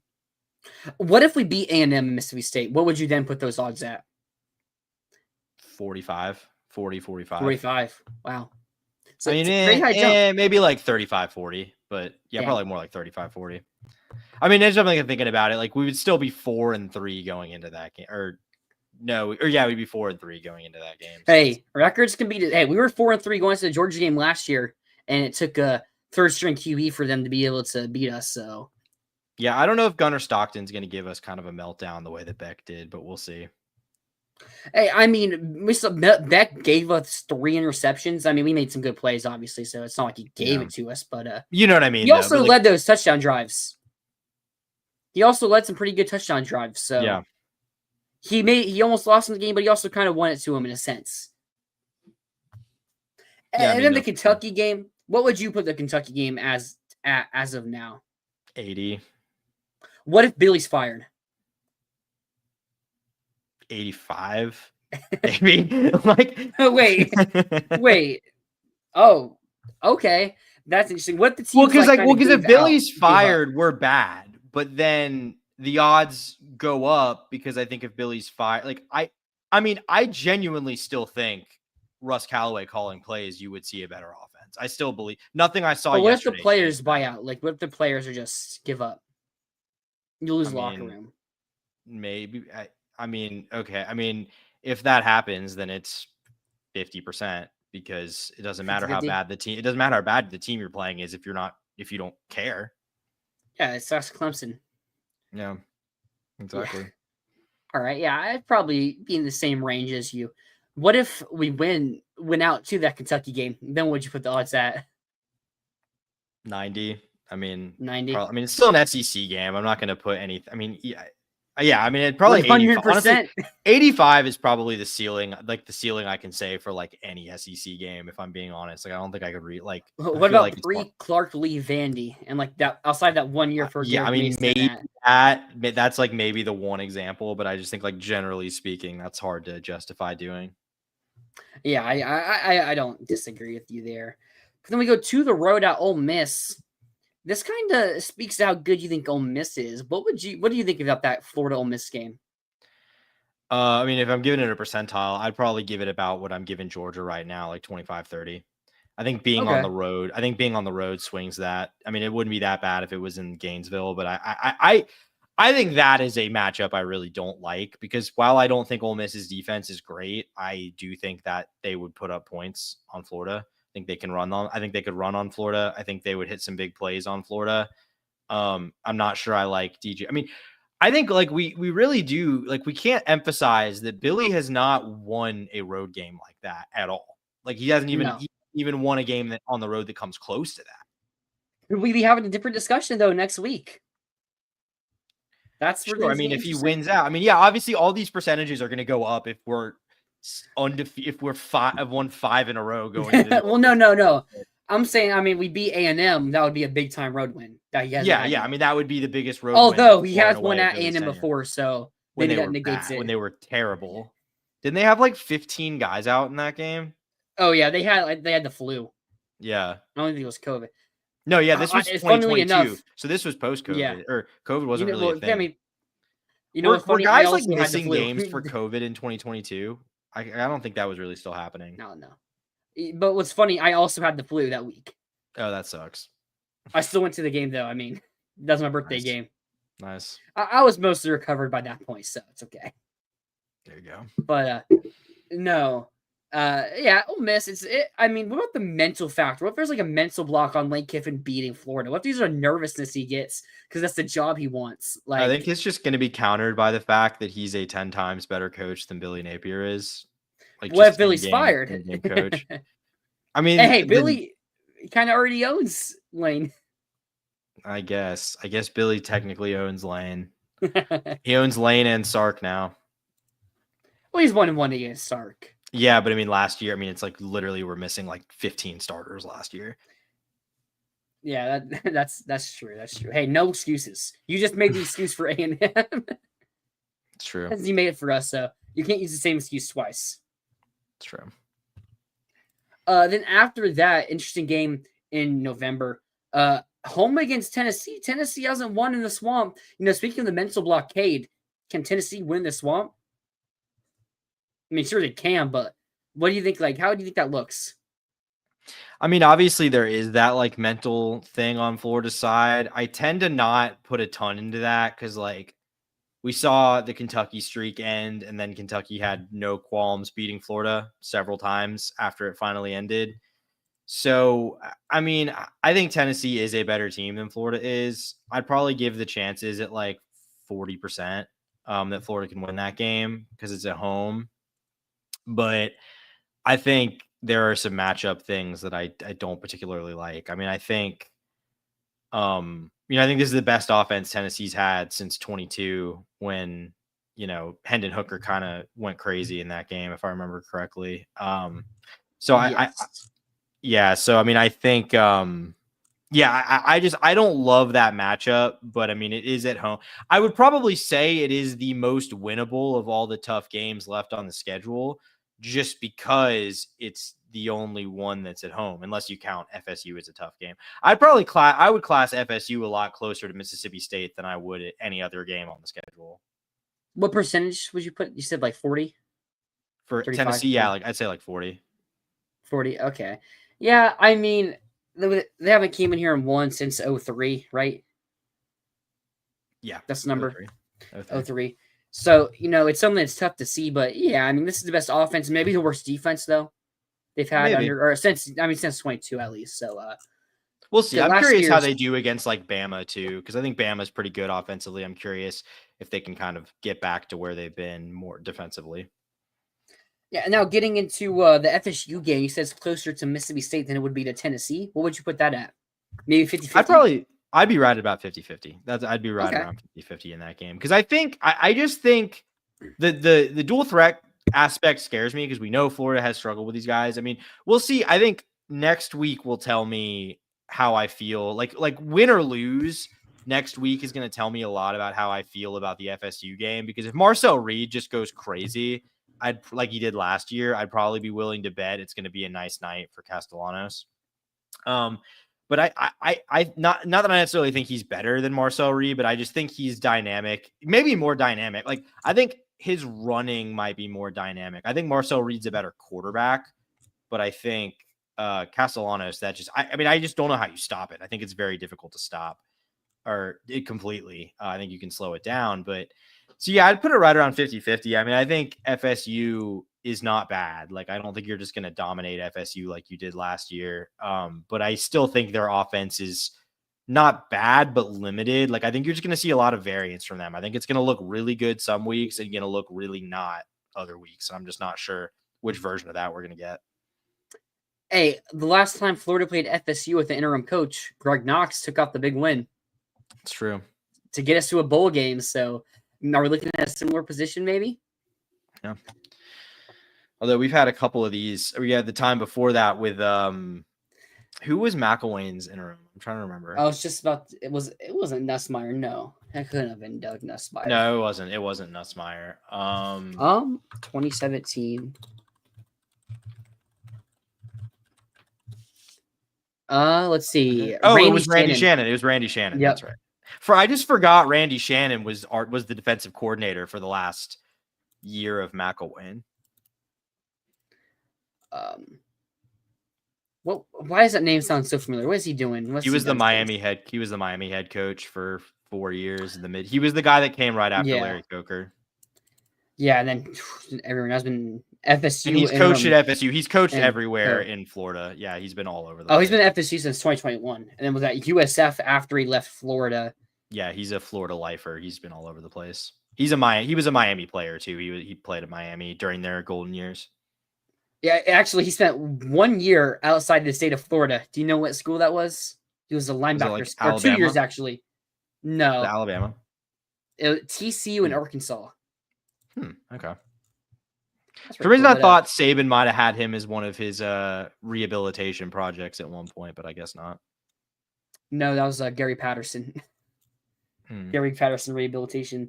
Yeah. But, no, the rest of the season outlook, like there's a chance that they do something that feels unbelievable, that it would be maybe the greatest comeback in college football coaching history. I mean, USC back in, 2016 or 2017 when Penn State that year as well, were both like started off pretty slow. I mean, USC made the QB change to Sam Darnold that really rejuvenated things for him. But they didn't have a playoff back then. And it's like those two teams, USC and Penn State, they made the Rose Bowl for a great game that year. Ended up being maybe two of the better teams in the country. And in a 12-team playoff era, maybe they would have gone on to do something special, but it wasn't. So it's something that wouldn't have been So if Bailey were to do it, it would be something never before seen to have those 3 losses and, kind of just go on some unbelievable trend and win a lot of football games. And if we do win out, I mean, Bama's probably the favorite to make the SEC title game, right? Undefeated in the SEC play still. I mean, maybe you could argue Ole Miss. Ole Miss, yeah. Ole Miss doesn't play Bama, so I think Bama is the team. I think Bama is the team that I think is playing the best football in the SEC right now, and they have the clearest path, but I still am a little bit skeptical. Yeah, I mean, we'll see what happens, but if we do win out, finish 10-3, obviously making the playoffs, like, what could we legit make a run? I mean, look at the schedule and look at the teams we beat. Like, would it be ridiculous to say that Florida would be like a top 3 favorite in the playoff if they did that? It's no more ridiculous than it is to just say Florida wins the rest of its games. That's a great point. I guess is how I would answer that question. That's a very great point right there. So, no, it's going to be interesting to see how the rest of the season plays out for sure. Man, this show has been going on pretty long now. We got to start getting to our Texas A&M stuff here. But are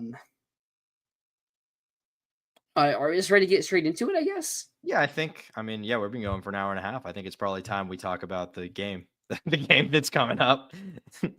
Yeah, we've kind of been avoiding it, so yeah. Florida versus Texas A&M, 7:00 game, night game. Of course, we play the road game. It's got to be a night game. Yeah. Miami, night game. LSU, night game. Texas A&M now, it's going to be a night game. I mean, Ole Miss will end up being a night game probably. I bet this wouldn't have been a night game if we lost yesterday. This probably is like a 4:00 game on SEC Network. No, this has been confirmed. This was last week confirmed to be a night game. It's just 7 or 7:30. Yeah. I saw it. Like I saw someone post the time today as if it had gotten announced today. I guess that wasn't the case. I didn't realize that. Yeah, I'm pretty sure it was last week. It was announced that either us or the 7:30 game, Georgia Auburn. So we're on ESPN. Georgia Auburn's on ABC. They're just trying to figure out which one of those games would. So we were locked into either the ESPN or the ABC slot. Yeah, I'm pretty sure because Georgia, Texas. I mean, that game is normally at noon, but so they're doing it at 3:30 this year. I wonder if maybe that has something to do with it. They didn't want to do it at night game, maybe. I'm not sure, but I mean, if Georgia, Texas, if they wanted that game to be the night game, I'm pretty sure it would have been at least the ESPN game, like probably. Yeah. So we got a night game at Texas A&M. I remember when we were previewing this game earlier on in June or July, we both left that preview saying, hey, this A&M team might be better than we both thought before we end up doing this. And so far, A&M's looked pretty good. I mean, at points, UTSA and Utah State have put some worry for me on that Texas A&M defense. I mean, UTSA, they ran for over 200 yards on Texas A&M. I worry more about the Notre Dame. The Notre Dame showing is the one that has me more like, because I can look like it's just that I can look past you not playing that well against a G5 team defensively when you then follow it up and play really well defensively against Auburn and Mississippi State. You know what I mean? I mean, Auburn offense is basically a G5 team. I mean, okay, maybe, but it's just saying, like, they still show. I mean, they literally did. The only touchdown Auburn scored in that game was on like a 90-yard interception return to like the 4. So yeah, no, I get what you're saying. Kenpo here. Napier's last game, if UF loses, I think would need to be a pretty embarrassing loss. I wouldn't hold my breath on that. Yeah, I think winning yesterday locked him until Georgia. Assume if you lose the next 2, if you lose Saturday and then lose to Mississippi State, I think going into the bye, it's definitely over. But if you lose Saturday and it's not the most embarrassing result of all time, and then you beat Mississippi State, he's definitely staying through the bye. So, yeah, he's definitely getting the Georgia game, and we'll see what happens after the Georgia game. But getting more into this game, I still not sold on that Texas A&M defense. I mean, they shut down Auburn, although Jackson Arnold is not a good QB, and their offensive line has not been good. I mean, kind of like ours a bit, although ours I think has been a bit better. I mean, the Texas game, it was better than anything Auburn showed. So you got that, but and Mississippi State's offensive line as well. They're missing 2 starters, and already wasn't a really great offensive line. I mean, Mississippi State's offensive line is arguably the reason they lost to Tennessee, just giving up that blindside sack to Blake Shapen, which resulted in a fumble strip sack touchdown. So I think that Mississippi State offense has some fatal flaws, and it being the offensive line, to where if maybe Tennessee's front seven and defense isn't as good as it was last year and we thought, but maybe A&M still has a lot of talent in their front seven. So where they can still, if you have a bad offensive line, they can still get a lot of pressure on you and stop you from scoring. Fluff Bothwell also got hurt. Yeah. In that Texas A&M Mississippi State game. And that's tough. Booth is a good running back, but it's like they have great running. I think Mississippi State has a really good duo of running backs, but the offensive line does not back it up at all. So that kind of eliminates a pretty big factor of their offense. And the receivers for Mississippi State aren't great either. I think they got really good running backs. I think Blake Shapen's a good QB, and they have a really great system and play caller. Or is Jeff Libby a play caller? Yes.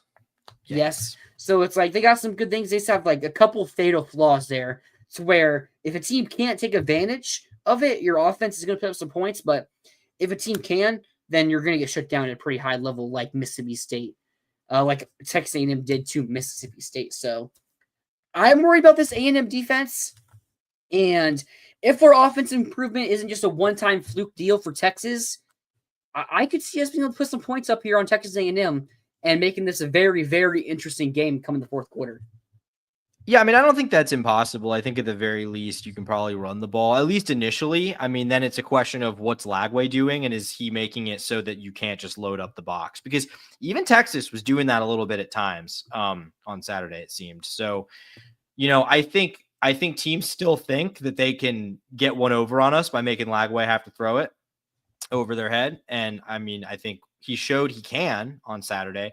I will say I'm a little bit, I think Texas A&M's defense may be taking steps in the right direction. Like, yes. I think, first of all, I think Notre Dame's offense might just be really good. I mean, honestly, I think Notre Dame might just have a very good offense. So that's part of that. And I mean, also, like, I think they've got some guys. I mean, I think the one that stands out is Torian York. He's been balling. Yes. The linebacker for Texas A&M. Like, if you look at his numbers, he does lead them in tackling, but like aside from that, nothing like crazy, but he is just all over the place. Just like an instincts guy, like just has like a nose for the ball and making a play. So that's, someone that I think will make things a little difficult. But you knew who plays next to him. That's where you get it's Scooby. It's Scooby. Yeah, we'll see. I mean, they did lose a ton on defense. So like the fact that if they did have taken a step back, I mean, it's not really a surprise.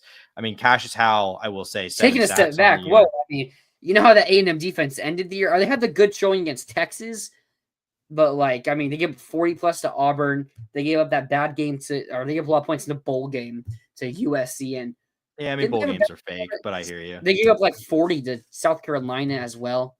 Yeah. So I would say it would be taking a step back if they weren't playing good defense. I still think it probably looks like, I mean, if it is what it looks like, it's probably, I mean, I think, well, talent-wise, it undoubtedly is taken. They lost talent-wise, yes. They lost 2 top 2 round draft picks on the defensive line. So, but I will say Cassius Howell, who kind of took a backseat to those guys last year, has 7 sacks this year. So like, he's been a guy, Austin Barber going up against Colin Simmons held up for the most part. I don't know how many times Lagway got pressured in this game. Sacked none. He definitely had some pressure, like got pressured a handful of times, but nothing crazy.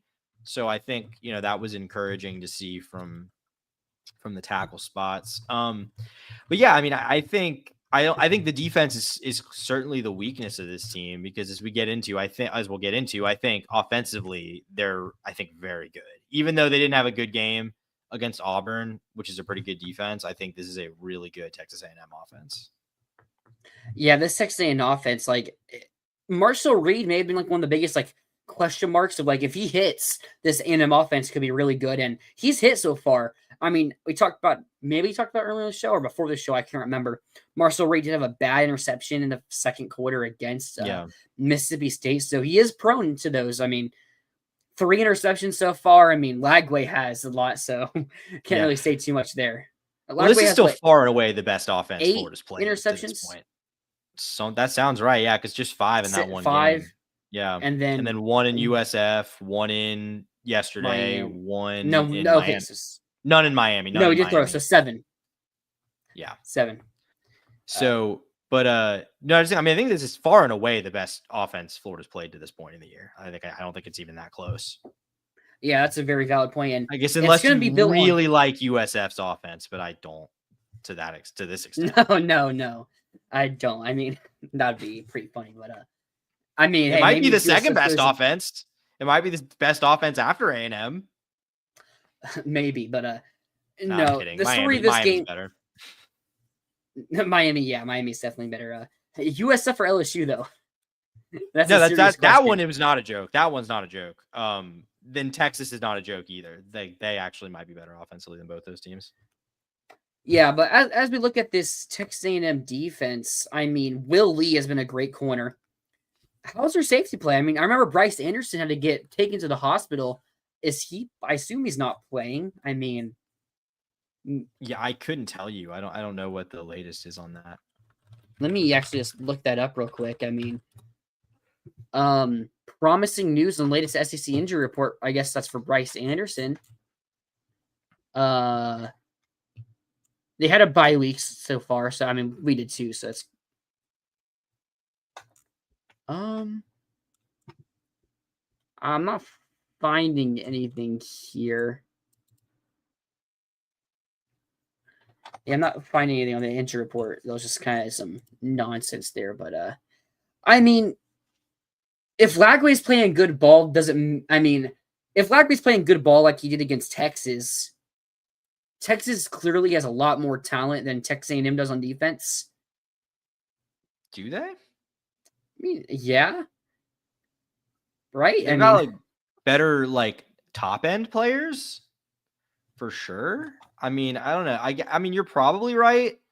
I also just don't. I mean, look, Lagway had a really good game, but the offense as a whole still could have done more than it did. I mean, the offense as a whole. I think a lot of that was Billy Napier sitting on the ball in the second half. Well, maybe, but which if we get into that position against A&M, I mean, then you're in a shootout and you need to be scoring because, like, that's the problem. Is like, maybe I'm missing your point. My point was if we get into that same position where we're holding on to the ball, which makes the offense look like it could be doing more, then, but like if the offense play, I think because the offense in the first half, I mean, touchdown drive, then we had the field goal. I can't remember exactly what we got stuffed on, but I mean, still got a field goal. Then Hayden Hansen fumbled. And then we had a touchdown drive, probably, right? I think so. Yeah, I think so. And then I think both teams may have punted then we got immediately after that touchdown drive, I'm pretty sure we got the blocked punt. Yeah. And then we got like conservative.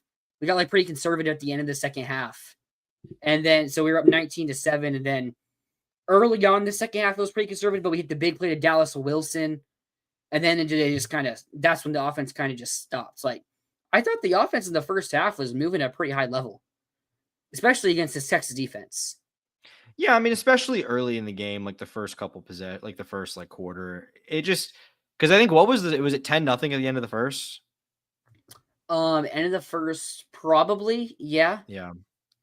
I mean, the offense was moving, but I'm just saying, like they moved in the LSU game too, but they weren't scoring. True. So, like that is my concern because I think you have to score in this game because I don't think you can just sit on a 15-point lead for 2.5 quarters the way you did yesterday against A&M. Okay, that's a fair point. I don't think you'll be able to do that.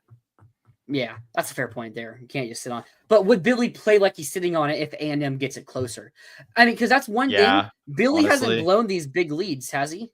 He hasn't blown it, but that is his MO to do that. Like that is how he wants games to play out. He wants to get up 15 or get up 2 scores, hold it. Maybe they cut it to within 4, and then you stop them on the last drive of the game and you win by 4. Like that's how Billy wants to win these games. Like that is the way that Billy coaches. Okay, Rob, look at the difference with the scores. I mean, Sark draws up more wide open. Cormani getting beat 1-on-1. We have receivers winning 1-on-1 as well. Like Texas receiver 1-on-1. I mean, Vernell Brown won 1-on-1. J. Michael Certival did have a win on 1-on-1 that probably didn't touchdown flag. We throws it to him. Like your receiver winning 1-on-1 isn't something that Florida doesn't do. having the QB get it to him at a consistent rate, which Arch didn't do for Texas. I mean, if you're going to hit on Billy Napier for the fact that we haven't scored at a high level, which you can, that's 100% plausible. It's like Texas doing the same thing that was kind of happening to us in our games. Like, I don't think you can praise Texas for doing that. Like, if you're going to hate on Billy for doing the same thing.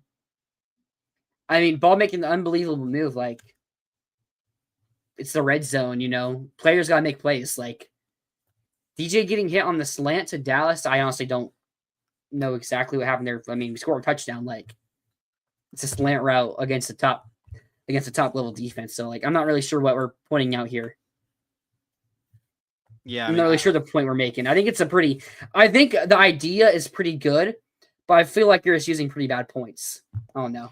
Maybe that's just I mean, I don't think anyone. I mean, I would never dispute that Sark is a much better play caller than Billy Napier is. I mean, I still think the offense has. Like, I think, you know, what gives me pause is just like, I think we haven't really seen DJ do it on the road.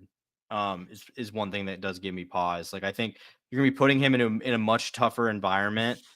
And I mean, we'll just see if that was real or if that was, because I mean, he hasn't looked like, as much as we've said DJ's been bad, it's not like every single throw has been bad. Like, there's been plays even sprinkled in his bad games where it's like, well, there you can see it there. Like, you can see the vision, the potential there. I think there Miami and LSU. Maybe not Miami. LSU, yeah. I mean, he threw for 300 yards in that game. Like, it's not. Yeah, but like a lot of that was pretty underneath. Like, I don't remember him throwing deep on anything. Like, he threw some. I mean, I'm not even saying deep. I'm not even saying deep. Just like making. Oh well, okay. Just making plays. Yeah, I'm maybe making those short plays. I'm talking about like actually getting big gains. Like we just don't really have a very explosive passing off. I mean, that Dallas Wilson play was like the first thing we've done like that. We had to play. They played a Vernell Brown as well. True. J. Michael Certified had two. I mean, he had a 19 and like a 20-something yarder. You said, last night. So I mean, there's those two big plays. Is that it? So 3 and the 4 ones that come to mind. Yeah. So I mean, 420 plus 155, 250 plus. I mean, the pass to Vernell Brown. You say it was like 60 yards. Yeah, I think something like it's like 60, so 60 exactly. So 2 55-yard passes. I mean, those are our 2 longest passes of the year, if I'm not mistaken. They have in that Texas game. I mean, the Vernell Brown catch, I think, was like 40. So in week 1. So yeah, our 2 longest passes of the season. So if also like the Dallas one, like, I mean, that dude just like fell. Like, I'm not like, there was no play design. Like, the dude straight up like got shoved, like lost a shoving match and fell to the ground. And Dallas. Well, I mean, I saw someone saying that Dallas just like actually just like outmaneuvered him like with his footwork, like just one-on-one. And then there were some hands being traded though. Like, I don't think that guy falls to the ground. I mean, that's what happens when you press.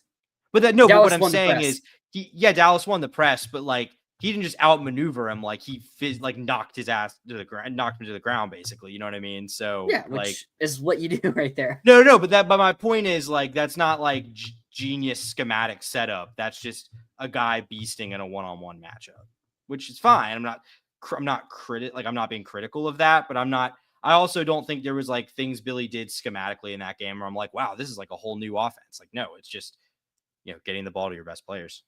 It's about matchups. Sark gets his slots on linebackers. I'm sure we've gotten our slots on linebackers before. I mean, I don't pay exactly attention, but like I'm sure we've had matchups we like. I mean, we run pretty similar offensive sets. Like Sark's is maybe a bit more complex or a bit more creative than ours, but like, like they all come from the same family of the Shanahan, right? Do they? I'm pretty sure. Well, because Sarkisian's background is like Sarkisian was a Pete Carroll guy. Sarkisian's like the West Coast USC like classic Pete Carroll thing. That was his background. Billy's background was with Dabo. I'm not really sure like where his like schematic influence comes from. He just made it up from Madden, but no. Yeah. No, but yeah. I mean, the offense had a good game. I mean, what were we last talking about when we're talking about this A&M game? I feel we kind of got off track here. We did. We were talking about the defense. We haven't really talked much about A&M's offense yet. All right, so let's talk a bit more about this Texas A&M offense versus this Florida defense. I mean, they've been putting up points on everybody. 41 against Texas A&M. They put What did they put up? What amount did they end up putting on Mississippi State? Like 35? 31. 31. Okay, so 31 on Mississippi State, and 16, as you mentioned, against a good Auburn defense. I mean, could that? How much better is Auburn's defense than Florida? I mean, I don't know if it's a lot better. It's probably pretty similar. So if Auburn's play style, and Texas A&M played that game a lot like, prove you can beat us, Auburn. Like, they made a lot of safe, conservative decisions. Hey, if Billy makes those decisions, a lot of people get mad at him. So I gotta say that before. I think Florida's offense is more volatile. Like, I think Florida's offense could do a lot more in this game than Auburn's was able to. But I think Florida's offense could also have a ton of turnovers and set up A&M to score points with short fields and stuff like that. Like, does Auburn's offense not do that? I mean, I don't think Auburn has a lot. I mean, Jackson Arnold hasn't been throwing a ton of interceptions or anything. He just gets sacked a lot because their offensive line's not very good. Yeah, which gives you better field position. He hasn't thrown an interception this year. Wait, really? No, he has 5 touchdowns, no picks. 5 touchdowns, no interceptions, and he played Deuce Knight may have actually came in for. But he's been sacked. Wait, time out. Guess how many times Jackson Arnold has been sacked. Okay. Well, in 5 games. I know he got sacked 10 times against Oklahoma. I think he may have got sacked an SEC record, by the way. I think he may have got sacked 6 times against A&M. And then I mean USF couldn't. I mean, not USF, but South Alabama couldn't sack him too many times. Maybe once or twice, and then I feel like Baylor got sacked maybe once. I'm gonna say 22. It's actually it's 20. He's been sacked 20 times. The numbers actually said it came out to 20, and I just added 2 for So he's on pace to get sacked 48 times in the regular season. Jesus, I mean that's just absolutely insane. JLB, what's up? Hello, JLB. Arnold takes 1 million sacks. He sucks. Yeah, I mean. Yeah. So A&M kind of just sat on that game and said, hey, Auburn proved to beat us. I mean, like us, they had 0 third down conversions, like how we did against Miami. So, and Miami coached the same way kind of in the game where how Texas A&M did against Auburn, were just like, hey, prove you can beat us before we actually start getting a bit creative and, taking some riskier game-winning plays. So, maybe the offense could have put up more points. I don't know exactly how that game went for the offense for A&M, but maybe it could have. Maybe that Texas A&M offense, if they face a real defense. I mean, Notre Dame's defense gave up 27 to Miami. That's solid performance, I guess. And then they shut down Arkansas, but Arkansas also kind of gave up. Yeah, but they were never in it. I mean, I thought that they would lose pretty big, but I thought they would lose 45 to 28. You know what I mean? I thought they'd lose, still scoring some points, but not. I mean, Arkansas's offense is legitimately pretty good. It is, yes, but they kind of just gave up in that Notre Dame game.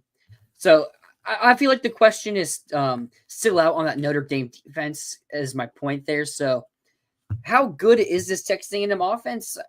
It's interesting because we've seen the highs and the lows. And I feel like, we might just get the answer here on the Florida game. If Texas A&M scores less than 20 points, does Florida win? Probably, but I don't feel like it's a guarantee. Probably, but you don't feel like it's guaranteed. Okay, I think I wouldn't bet. I'm not sure I'd bet on it, but in all likelihood, yeah, I would guess you probably do win if you hold them to 17 or whatever. Kind of dumb. I don't really get the feeling that's the way this game's gonna. Yeah, I'm just asking. I know. I get it. I'm saying game went. That's my point. Is I'm saying that would be holding them to way fewer points than I expect to. So I probably have to say, if they overperform my expectations that much, that Florida probably wins, is my point. Okay. Yeah. Okay. How many points is A&M? What point would you get to where if I said this amount, does A&M win on that scale? 24 plus. 24 plus. Okay. Well, how many points? So how many points would I need to say for you to feel confident Florida wins?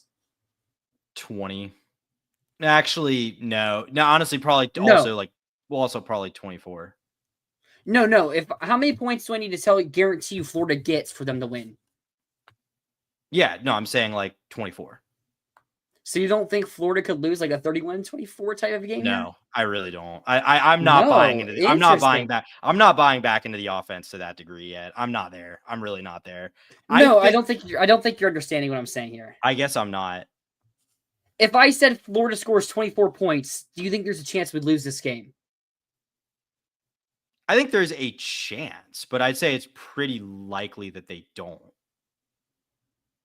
Do you think I'm saying wait? Okay. I don't know. There's a disconnect here somewhere. I'm very confused. I'm saying, how many points do I need to give you for Florida to score to where you're 100% confident or very confident Florida wins this game? 31.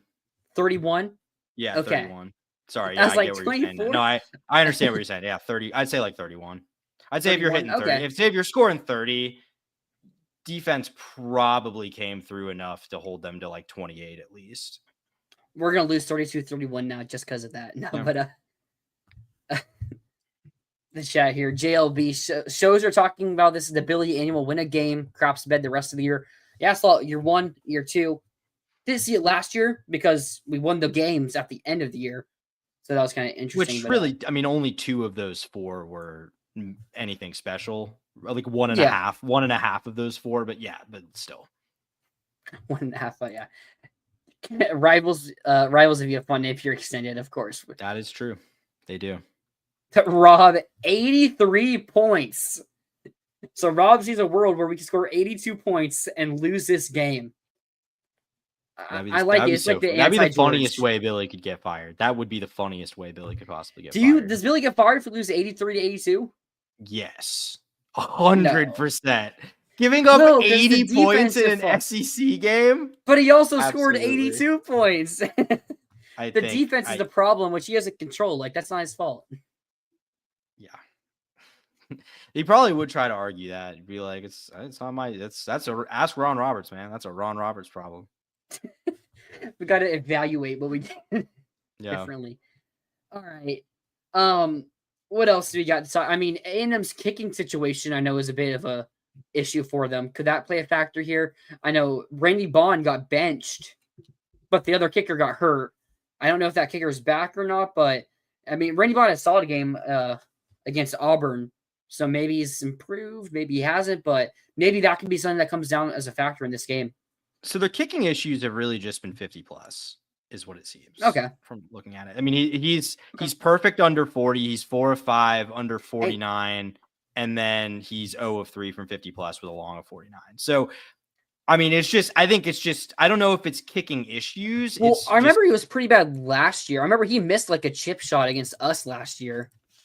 Well, point being, I think the deal with him, it might just be that it's a tight range, like not necessarily unreliable, just like a tight range.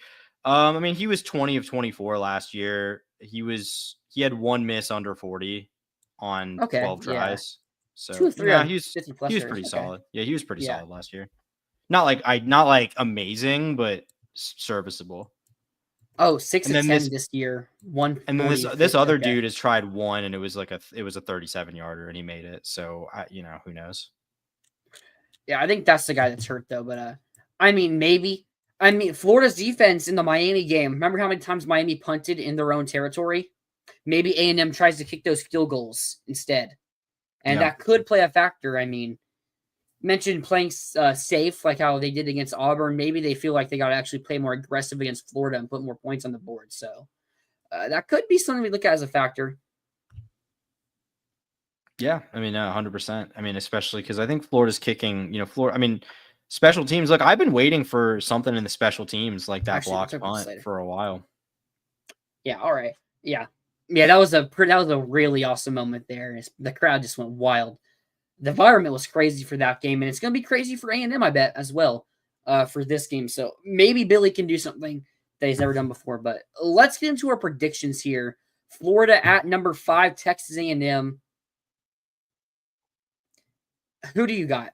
What's your score prediction? I think I know who you have, but what's your score prediction? Yeah, I have A&M, and you're probably going to be kind of disappointed by my score prediction. I don't have it that bad, but I'm at like 27-14.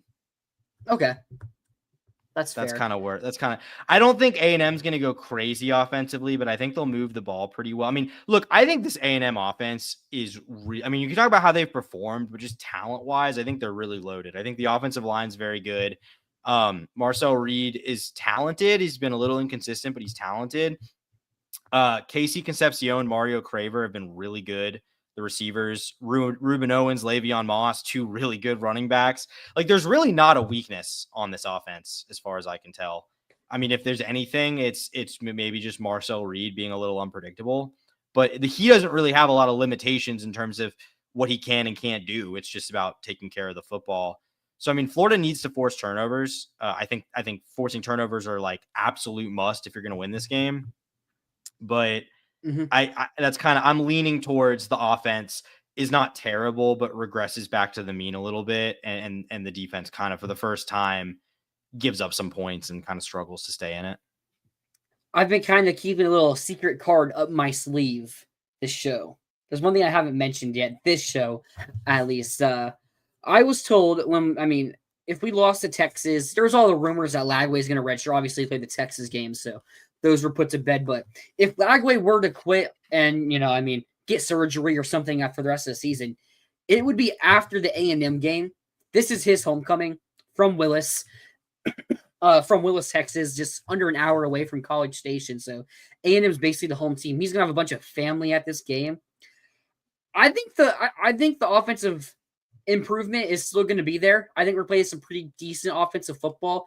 I mean, it's still Billy Napier offensive football, so what that entails is what that entails. But I think Lagway is going to have a good game.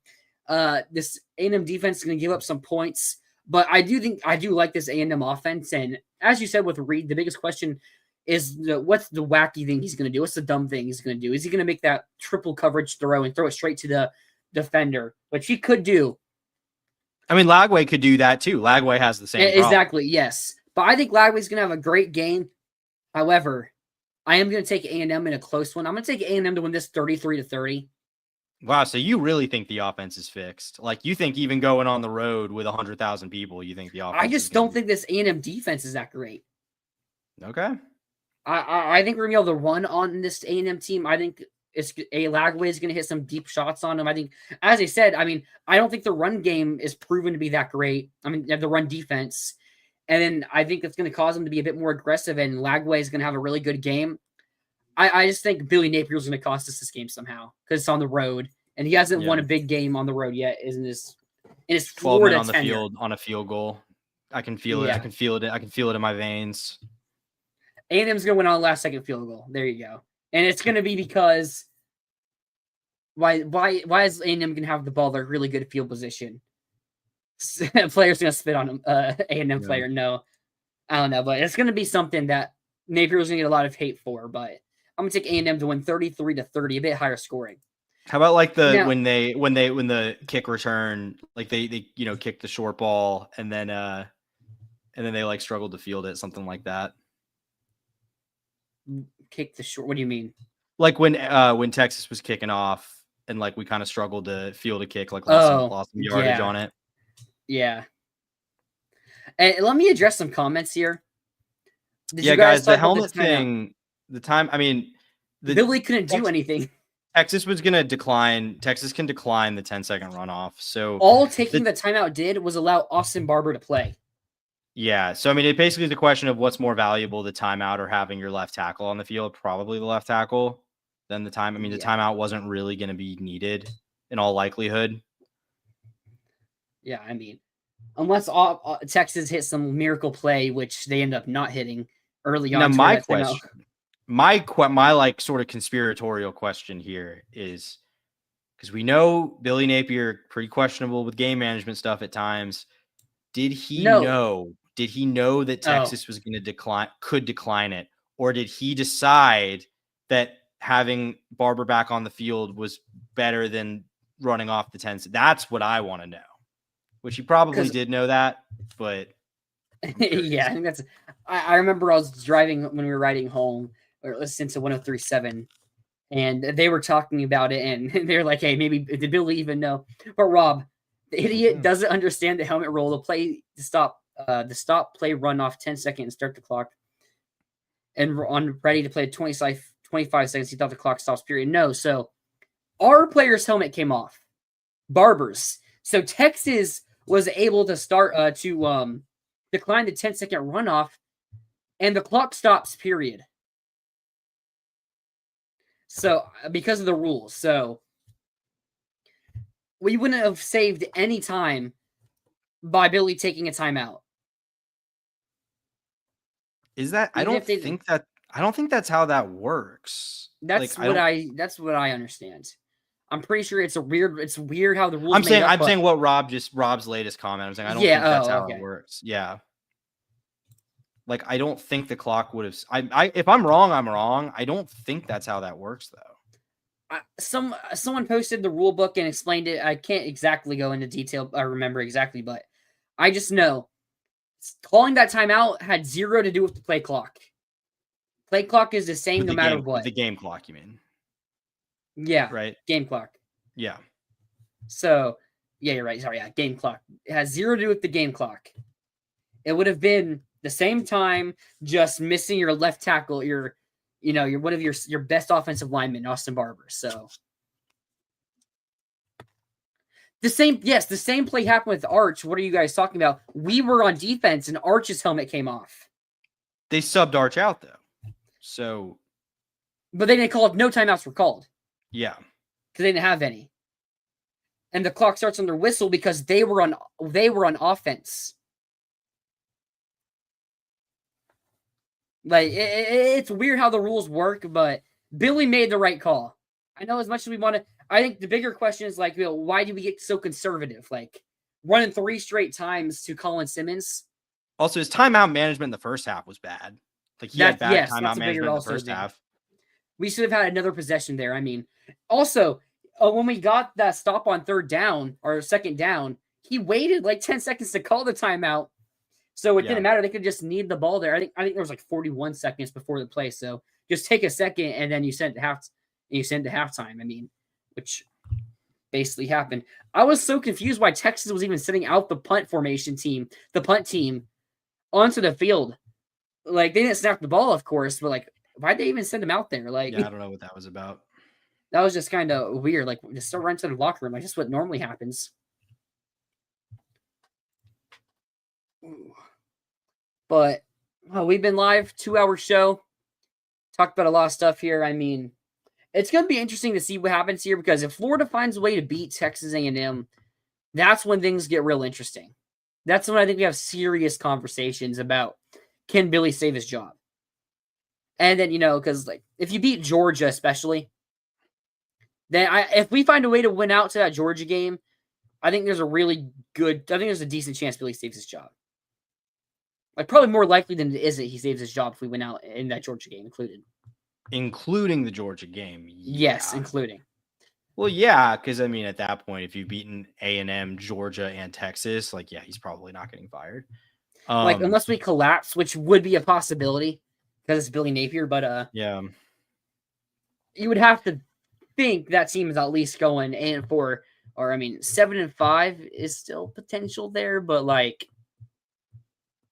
You would think 8-4 at that point would be pretty likely at a minimum. I mean, it's hard to predict here. I just really don't see it, to be honest with you. No. Just because it's like last year it was the defense coming along and a quarterback that was basically unscouted. Like everyone knows what Billy's offense is. Billy's offense is very easy to stop unless you just or literally don't have the talent to stop it. Yeah. But it's just I have a hard time believing they're just going to keep catching teams off guard the way they caught Texas off guard. And I just don't think the Texas is very good. It's kind of where I stand right now. Like I'm not convinced they're very good at all.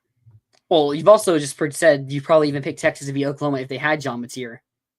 I'm not sure. I think Oklahoma is not a top 5 team in the country at all. Like, okay, I agree with that. Who's good then? Who's good?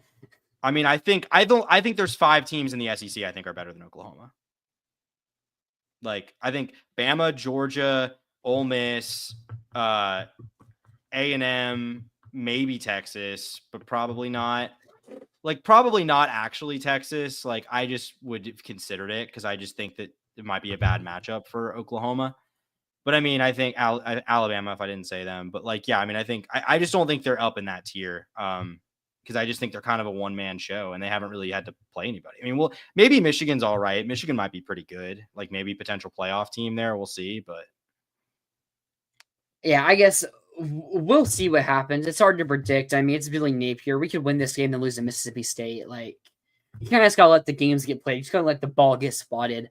No, I had to throw that in there, but no, that's going to be it for this show, guys. It was a great show here. Predictions, I mean, again, there's just not much we can say because you're still 2-3 even after a big win, and even if you beat A&M, you're still 3-3. So yeah, we'll just leave it. We'll just leave it on that. Thank you guys for joining us on this Sunday night. We'll be live after the Texas A&M game for a post-game show, and it could get real interesting if we win. So just be prepared for some really weird talks if that happens. But we'll see you guys then. I hope you guys have a great week, and make sure you guys leave a like, comment, subscribe to the channel. We'll see you guys next time. And as always, go Gators.